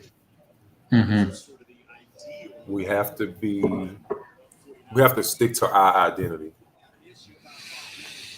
We can't play up to we don't have to play up to because you know how it is, bro. When they air raid, we feel like we got to be air raid all the time. We got to keep up with them. Make them adjust to us, bro. We set the temperature for how we want the game to go. So that's number one.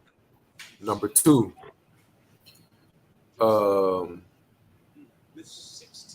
is not the same Kansas team. They're fighting, as we see. Right? Yeah. That's good. Three, we have to minimize the mistakes on offense and defense. And I'm talking about the mental mistakes.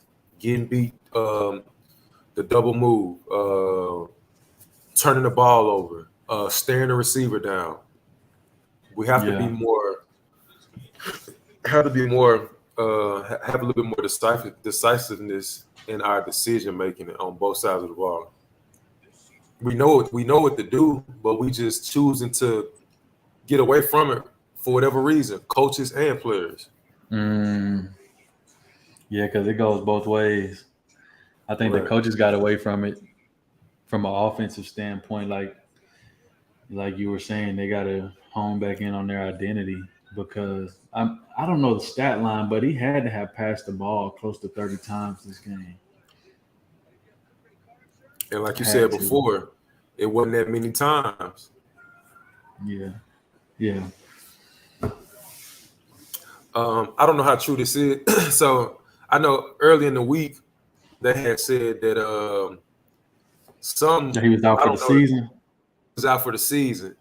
I saw that, but then he said that was a lie. That's a lie. And then whoever reported that. Yeah, and then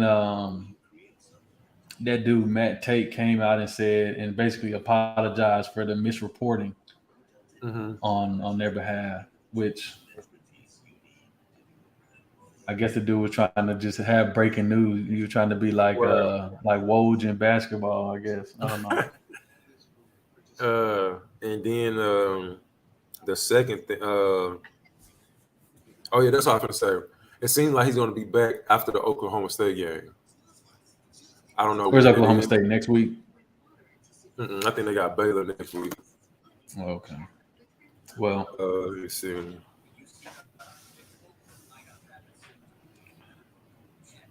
I mean, if he had a separated shoulder, he could. You know my opinion. I think he could play if he wanted to. They play Baylor at 11 o'clock next week. Then they got a bye week. And then they play Oklahoma State. So how it's looking, bro, I still think they could become bowl eligible. They play Baylor next week. They play Oklahoma State. Then they come back after if Jalen Daniels returns after Oklahoma State, bro. They got Texas Tech, Texas, and Kansas State. They're going bowling, bro. Okay. But I think they have to build on. I think they have to build on the momentum they've built so far because even though they lost last week, there's still some pluses in that game for TCU. I mean, yeah, there are pluses in this game right now, and they're down. I think whatever the first game is that he comes back, they need to win it. and then they can get back on a roll. But if that doesn't happen, then it's gonna be like, damn, well, what do we need to do? Exactly. Because he's the difference in this game. There's no doubt in my mind. He's the difference in this game. Different. Oh, you talking about Gabriel for sure? Dylan Gabriel? No, not Gabriel. I'm talking about Jalen Daniels. Jason B. Oh, true, Jalen. I'm talking about the Kansas quarterback. Yeah. I think he's the difference in the game. If he's playing, it's a totally different game because the offense is being called differently. True.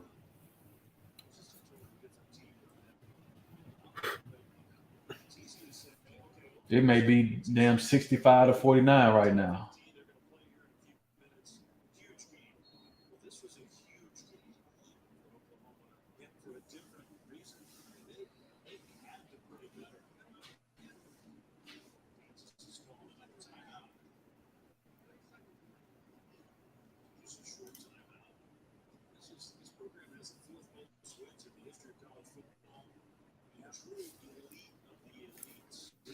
But like I said, we got to continue to give credit to Lipo because we played at Kansas during the time where, you know, this type of Kansas, like the score might be more than what it is now. You get what I'm saying? Due to the fact of he's been able to change the culture. Right. So we got to give credit to Coach Lipo just for you know, turning the corner because obviously they've turned the corner. Yeah, like you could tell. I agree. You could just tell the way that they carry themselves. You could just tell. Like I said, the biggest thing is minimizing the mistakes. We like TCU, good football team. Oklahoma, good football team. We're not playing, and not to take nothing away from the other teams that they played early in the season, right? When you play teams like TCU, who's been the Big 12 champion before, OU, who was the reigning Big 12 champion for years, you know, years and years and years. As you get into these games with the TCUs, Oklahomas, Baylors, Oklahoma States, Kansas States, these guys have been Big 12 champions before. We can't make the same, like we might have made that mistake against Tennessee Tech or whoever the case may be, or Houston, and still come back and win. We can't make those mental errors get smaller. Exactly. So that's the, like I said, I think that's the difference at Jalen Daniels.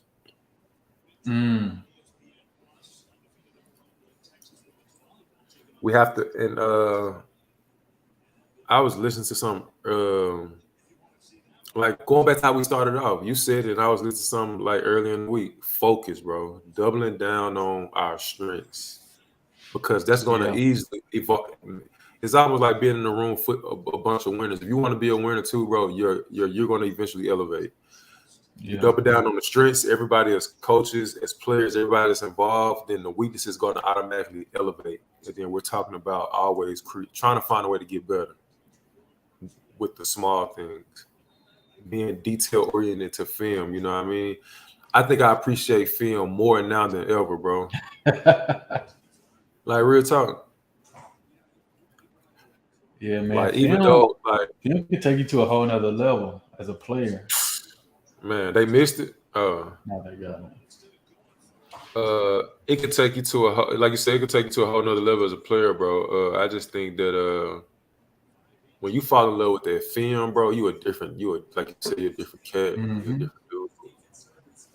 And Coach White's memes used to be so long, bro. I hate it, bro. The game day memes, bro, we used to be in there forever. For no reason, bro. For no reason. But the thing is, I think I would appreciate it more if it would just could have been some downtime to myself and being able to watch the film and deal in that way. You know what I mean? Because information overload is a thing. Yeah, especially when, and that was something I had to get over when he first got there, bro, because the meetings were just so long. And it was just so much film to absorb. I had to get used to it, which is what camp is for you to get used to it and stuff. So that was good. But yeah, bro, his meetings used to be so long. for no reason. And then like he'll hold your position group in the meeting even when it's something that don't have nothing to do with you. Nothing to do with you at all, bro. Dude. Hey.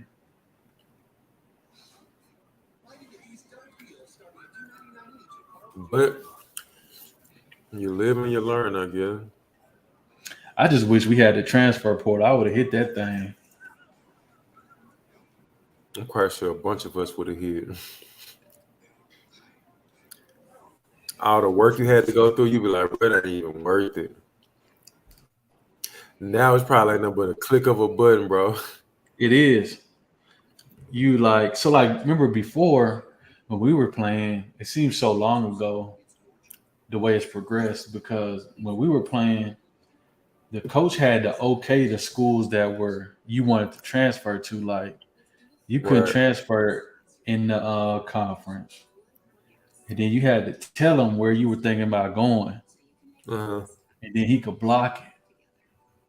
But with the transfer portal, you literally go to your compliance office.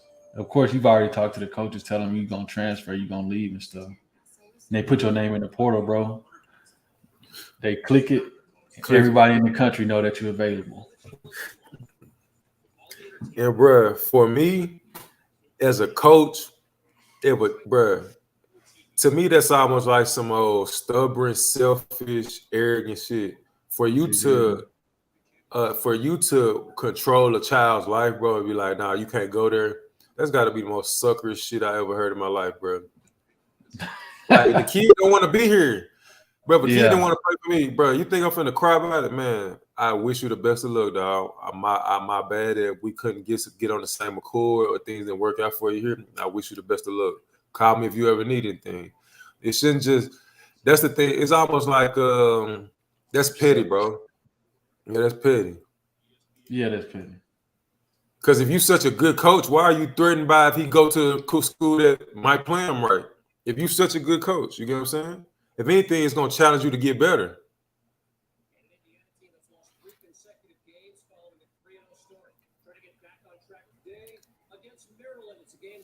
See, look at his release. His release point is right here too. Mm-hmm. I still remember you and I had a game. Yes, Missouri. Yep, Hunter Basilak against LSU, I believe, and he was outstanding. Let's see. Go get you a touchdown. Where was that quarterback before? You can stump some people on that one. Bean throws and a nice catch. Man, I appreciate how all their players catch the ball well. They do, don't they? They do. Yeah, these passes are not perfect by any means. That's a freaking fullback. That's the dude who caught the. I think his name is Jared Casey. He the one who caught the touchdown against Texas last year. Oh, ooh. Oh yeah.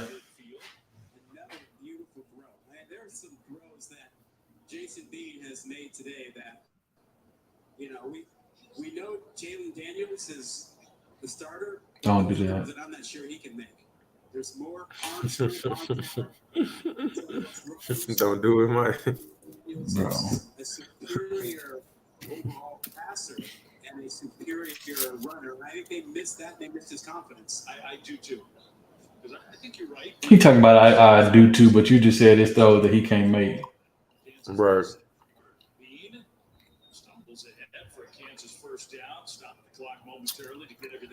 I don't mean to take nothing from the commentators, bro, but a lot of the times when you don't really have experience to continue the conversation or really a solid perspective, you're gonna go back on your word, bro. Probably. That's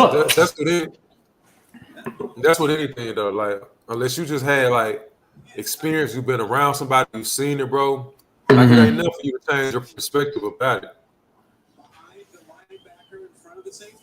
Especially when it sounds like you know more than what I'm talking about. Let's go back to the throw and just a flick of the wrist. Over the linebacker in front of the safety. That was nice. That's a heck of a throw. We've seen Jason Bean throw several balls Touchdown. Same route. And that's another thing I want to speak on. I feel like the tight ends didn't really get involved today because they lacked the running game early. In all the other games you've seen, bro, that kid number 89, I think that just caught the touchdown pass. He has been involved in a lot of touchdowns this year for the simple fact that they have ran the ball, play action pass. He's a wide. Most of his touchdowns and his big plays have been up the seam when he's wide open. I don't know what run play they're running to be able to execute that play out there, but it works every time. Every time I've seen it. And then we're talking about, okay, again, there's been 2 fumbles. I mean, a fumble and an interception. We execute on those 2 plays, bro. Like I say, this game is going in the other direction. So based off TCU film and watching this game, we're close, bro. Yeah, I agree. And I think it's good that Daniels is not a senior. You know what I mean? He's coming back, and a lot of their key big players are coming back too. So, I mean, it's looking up. And I think they're going bowling this year. Just they'll have to wait another week to secure it. That's all. Right. But I mean, it's 3 minutes left. It's a 10-point game. It could happen. Some crazy stuff can happen. Yeah. I would kick the ball and keep it in play. Because maybe you could force a fumble on the kickoff, get the ball in the low red, or maybe he goes to score and you get the ball back anyway. It really don't matter if he goes to score because it's a 2-possession game as it is.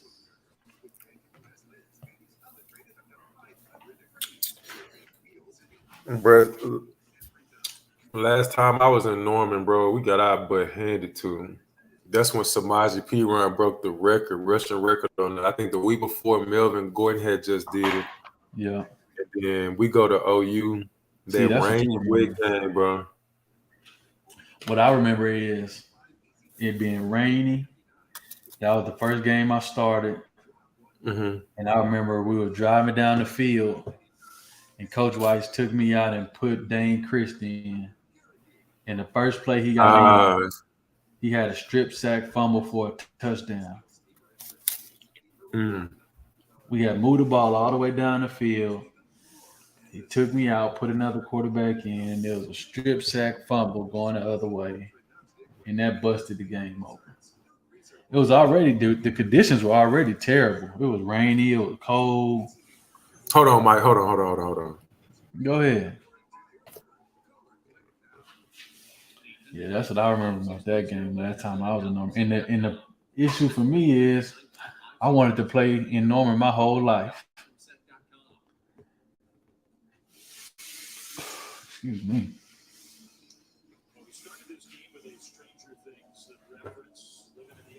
Go ahead. Oh, you good?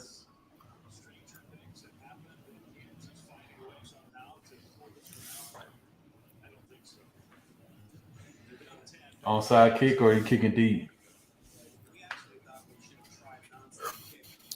I would kick it deep. I'll give my defense a chance, bro. How many timeouts we got?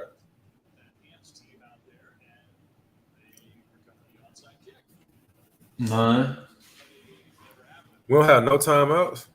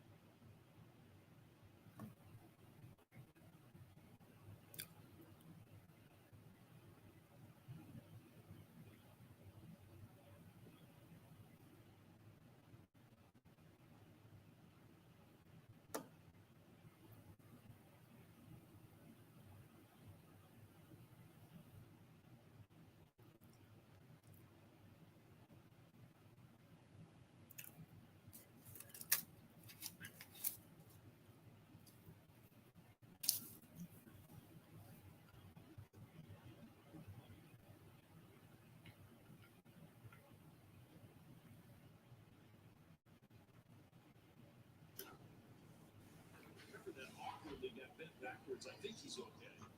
Listen, they needed Mims today. They targeted him at least 17 times, I believe. 9 catches. 17 times. 17 targets today. And he had 4 last week or something like that. Yeah. Wow. He looks like he's walking around again. Yeah. I mean, how do you target a player like that only 4 times and against your rival? Well, the whole operation last week was just broken. 2 first downs in that ball game. Hand off straight ahead. We got to get the ball back. Texas has no way to stop the clock. You know, sometimes you just have to step back away from the scheme and the X's and O's and ask yourself, what are we trying to do here? We're trying to get the ball to our best players in the best position possible. Well, Mims is one of your best players. Okay, well, let's get him the ball more. You know, it's not that hard. Now, it helps to have Dylan Gabriel back who actually can get the ball too. See, so he was out last week.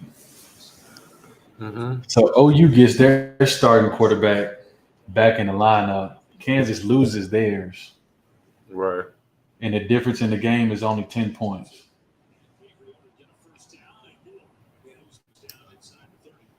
Unnecessary. Right, exactly. They said what? It was unnecessary risk Um, because he was out with a concussion.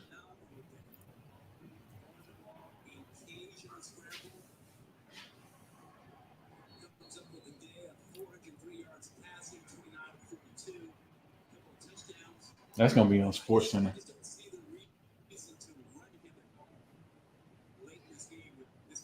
Well, they expected him to hand the ball off, not keep it. right.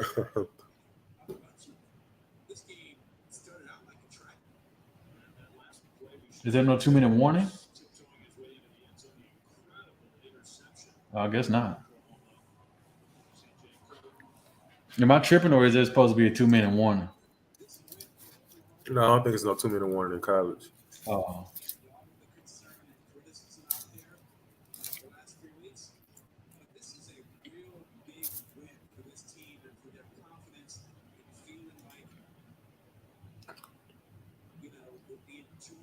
Kansas gave up 706 yards of offense.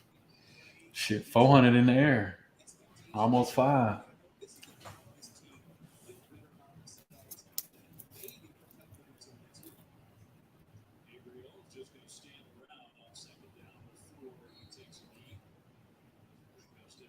I like it, 37. I like the effort.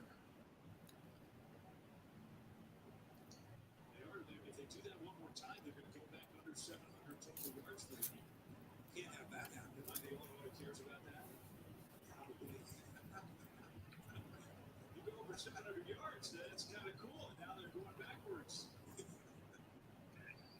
I think if someone gives See, but they had over 400 yards of offense in the first half.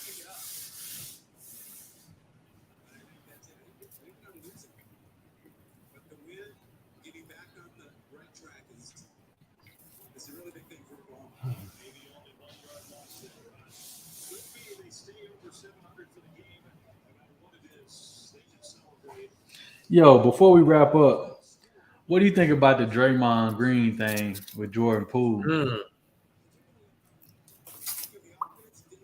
First of all, bro,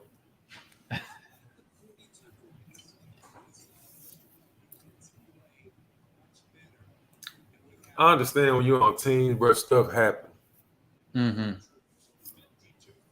Like players gonna get to arguing. They might even tussle a little bit. Mm-hmm. But my thing is this, bro. You should never, bro. How he like you walked up to him. Yeah. You walked into his space. He give you a little shove, and the effort and how precise that punch was. I don't know what was going on in Draymond's life that day, bro. Yeah. but he was not having it. I didn't, for the team morale, I didn't like it. Okay. I didn't agree with it, bro. Yeah, I'm kind of with you. I think that's tough, bro. If your teammate punch you like that, we gotta fight. Right. You know what I mean? And then if you win, we're gonna have to fight again. Right. And they kind of caught Poole off guard, bro, because it's like these little few words that we probably done said something back and forth before a few times, and all of Yeah. a sudden today you want to take a shot at me, dog. If it was, and this is the thing why I be talking about, bro. People pick and choose who they want to talk to, who they like. I don't have no pick and choose. What I say to you, I say to him. You know what I'm saying? So, but some people pick and choose who they want to say something to. Do I think he would have hit Steph or Clay like that? No. Heck no. You hit Poole because, in my opinion, he's a young kid. I don't call him a kid, but he's younger than you. In your mind, like, I've been here. Like, this is my team. Like, I'm the reason. Like, you know what I mean? It's just a lot of it was egotistical. Like, it was the ego. Like, and whatever. Like I said, I don't know what was said, you know. But I mean, like, We I never don't gonna even know what know. was said. I don't even know the extent to what it was him and KD situation. But I guarantee KD left Golden State because of Draymond. I truly believe it. Yeah, and I think it goes to show, bro, like, even though Draymond is an intricate piece to what makes Golden State successful, he's not a better player than Poole. He's not a better player than KD. But he has more like cachet in the organization than both of those guys. I've been And here so longer. been here longer. So it's kind of like that's the danger of giving somebody that much power who don't really deserve it. Right. They'll Based misuse on it. value. Go ahead. Right. I said they'll misuse it.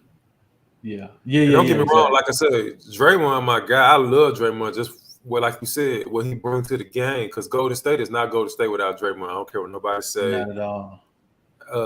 You on every team, you got to have some dudes that's gonna be like, all right, I know my job, my role, and his role is the dirty work. Yeah. If you come up with a 30-point game, here, that's even better for us. But But we're we not ain't even expecting you to expecting go you out there. to score 10. Right. You get what I'm saying? We want you to go out there, be you, be physical, be tough.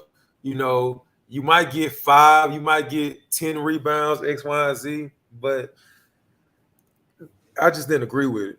And then, like I say, bro, a lot of stuff I be looking at, bro, because these young kids don't get it. And one thing I want people to understand, bro, I don't care if you're in a relationship. I don't care if you on a team. I don't care if you at work. I don't care if you got your own thing going. You're not bigger than the brand, even if it's your brand. Because if you want your brand to scale, you have to take a back seat sometimes and understand, like, even if it's my brand and I started it, when I bring people on, I'm not bigger than the brand. And that's the thing. Kids need to understand you're not bigger than the goal at hand. Like, you're not bigger than Golden State. Because Draymond, wait, I'm quite sure he understand, but at the same time, though, bro, you a jersey number, just like the rest of us that have been. But on it don't matter what level you on, you know what I'm saying? You're just a jersey number. You know what I'm saying? Some point. So you expendable, bro. So I think this may be his last season with the squad. I don't know. I see he came back with the team. I think, was it yesterday? Oh, I don't know. But that's my thing, bro. It's these young kids, they already think they're bigger than themselves. And you ain't did nothing yet. Somebody told me last year, bro, potential just mean you ain't done nothing yet. Okay. Like everybody got potential, but you know what I mean? Like, That's a you good know, point. come on now. You can't if you can't put yourself bigger than the brand on no level. And that's including yourself.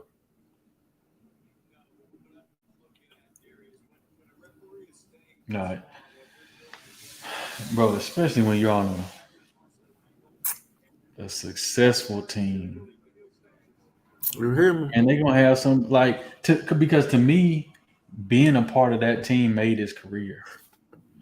On any other team, we don't even know who the fuck Draymond Green is. You hear me? And I mean, there's You no hear me? shot to him. I mean, he's obviously, all the accolades and shit that goes along with being an NBA player, one of the best in the world. But Right. in the NBA, if he's on another team, bro, we don't know who he is. Right. You hear me? So to do But anything to jeopardize the team, to me means that you think you bigger than your role in the team. exactly. You like would you have done this in 2014? You know what I mean? You had just got to the team in 2012. That's why Yeah. I say like that's why it's good to be humble, bro, because like I said, like you just said, I don't give a damn. You've been there 3 years, 13 years, 14 years. Bro, once you start showing that you're bigger than the brand, you a problem. You know what I mean? Now I don't know the Mm-hmm. relationship that he has with the owner and the other people that's in the organization, but you can't like I say, bro. Like you said, it'll shock me if he's still around after this year. You might be right. Uh, I don't know, man. I don't I think he's don't gonna be know. there. And I like I don't think said, he's gonna be there. it's about that time, where people started the rebuild phase because you got to think about it. He got there in 2012. I think Clay got there in 11, and Steph got there in '09. So, what I'm getting at is that it's about time for a rebuild. They all Yeah. three of them been over there over 10 years. Steph is in his early 30s, almost to his mid 30s. He's the oldest one, I think. Steph, I mean, Draymond's the youngest out of those three, but Poole is the future. Yeah, I asked because it Wiggins said is, they finalizing his contract. 4 years, however many, 100-something million. and then Wiggins plays good in this system too. If people Yes, was he paying does. attention last year, like, and the thing is, I think Wiggins, like, even when he was at Kansas, Wiggins, you can't give him pressure if that makes sense. Don't expect him to do like it's certain players you don't need to expect nothing out of them. You know what they're capable of doing. Mm-hmm. Just put them in a position to where they can do that. Like, and I think Yeah, this is the first time in his career where it wasn't, oh, I gotta be LeBron or I gotta be no, I could just be Wiggins. If I score 20 tonight, cool. If I score agreed. 40 tonight, cool. If I don't score nothing tonight, cool. You know what I'm saying? I think you're right. I think that is where he plays his best basketball. Being able to be a part of the team, having Exactly. his role, Exactly. because he's an elite athlete. Mm-hmm. But being able to just be a part of his role where he could come in and just do what he does and doesn't, like you said, doesn't have to be a LeBron or a playmaker for anybody else. He could just come off his screen or get Mm-hmm. his putback dunk or get his steal in the backcourt and Mm-hmm. contribute that way is him at his best. You can't put too much on guys like that. And as a coach, you got to be aware of that. And obviously, Yeah. Steve Kerr is a great ass coach because he noticed it. You know what I Yeah. mean? Some people, like I say, everybody not meant to be the face of the team. I don't give a damn how athletic they are. Everybody can't digest and don't want to handle that pressure like that. And the thing is, if that's the role you want to, like, most people have to, like, even LeBron had to grow into that role. I don't know if you've seen the redeem thing yet. Mm-mm. With they was with the Olympic on Netflix and whatever when Kobe came and helped. Oh, the Redeem Team. Yeah, the Redeem Team. But you know, it's people like Kobe who, you know, he accepted, he wanted. You get what I'm saying? I think LeBron has grew into it more in his later years. You get what I'm saying? Mm-hmm. And he still ain't at the level of Kobe or Jordan or anything like that. But there's no knock against neither one of them. Some people just like the role that, you know what I mean, that, you know, suits them best to get everybody else involved or make everybody else better. So, you know, Yeah, and they different players. They different approaches to the very, game very much so. for sure. Very much so. But yeah, Okay. You see, locking up out there. I didn't like that thing. Bro, do you know his name, Dejon Terry? He's a defensive lineman from Meridian, Mississippi that was at Kansas back in 2019 and 2020. He redshirted in 19. He played in 2020. He ended up transferring to the University of Tennessee. I think he's a starter for the University of Tennessee now. Okay.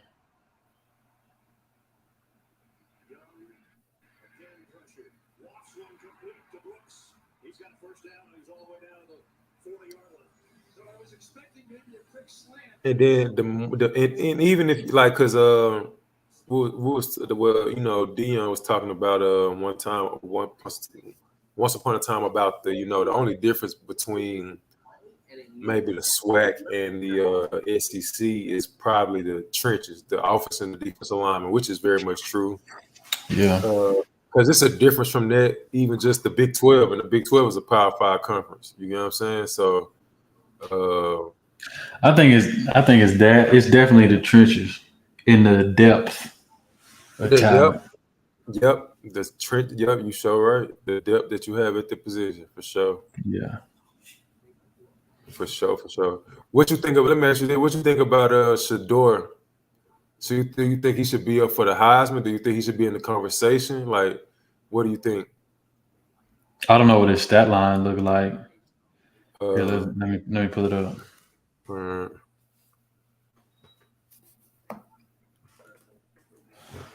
I say no. Hold on. Shador Sanders.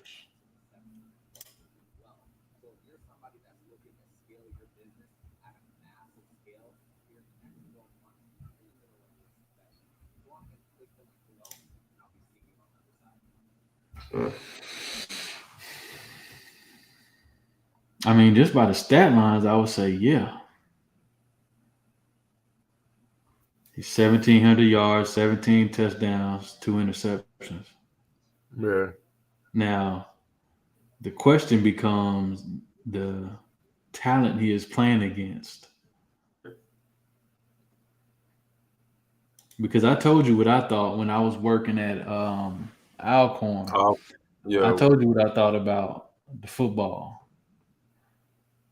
I felt like you could have taken any one of us and put us out there, and we would have just been All-Americans. All-American, right?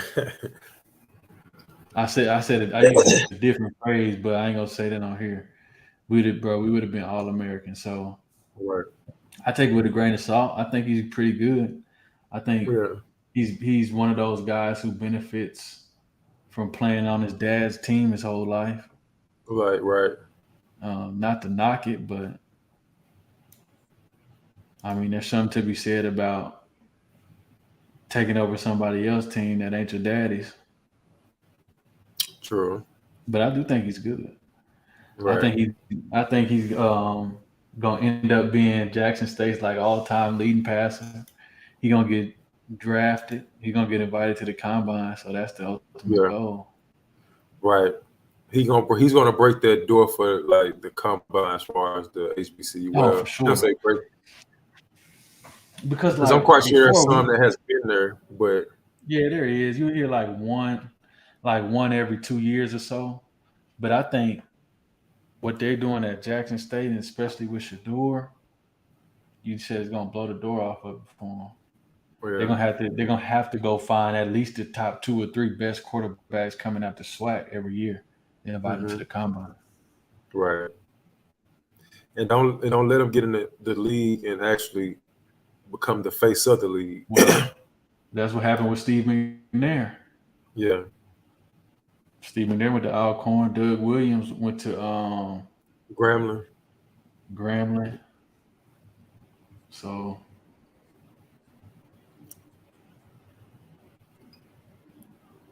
and it's fun. Hosopper at a HBCU, but I could see Hosopper at a HBCU. I can too. Because he fits the mold. You get what I'm saying? And not in a negative way. Nah, but he fits the mold of somebody who backs up what they say.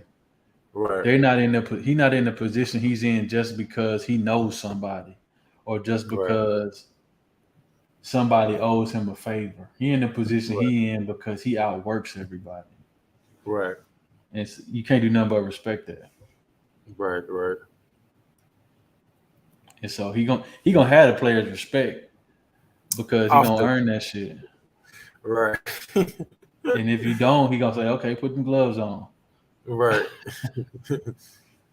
Stop, man. He was definitely like I say, he kept a lot of dudes sane at Kansas. I believe it. And the fact is, like I said, he's seen a lot of the bull crap. It's just that he didn't have no control over it. Yeah, that's what I didn't like. That was my only shit with Sop, bro. I didn't start liking Sop until later on. Because I feel like, man, you see me out here busting these other quarterbacks' ass in everything we do. But you still gonna let this shit go on. Yeah.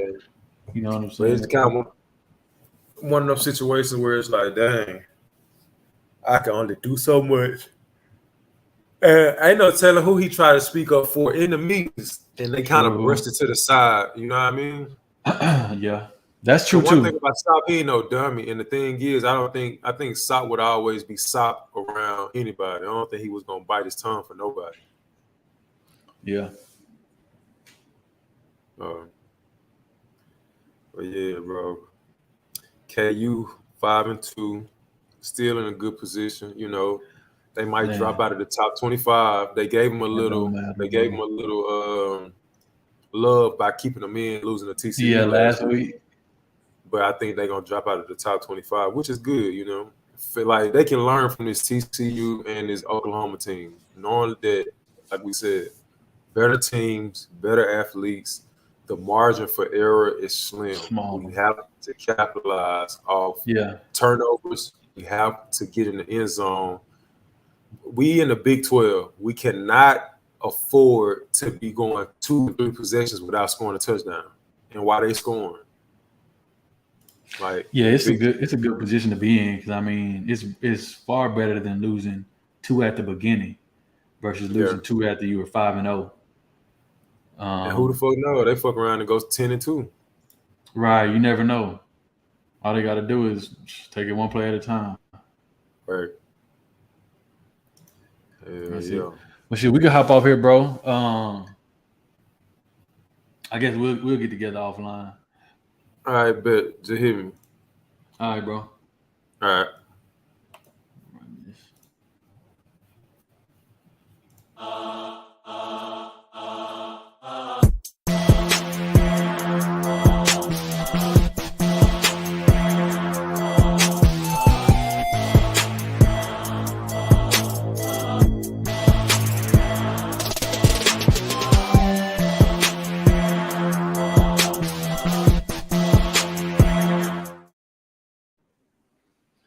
And that's gonna wrap up this broadcast. I'll catch you guys on the next one.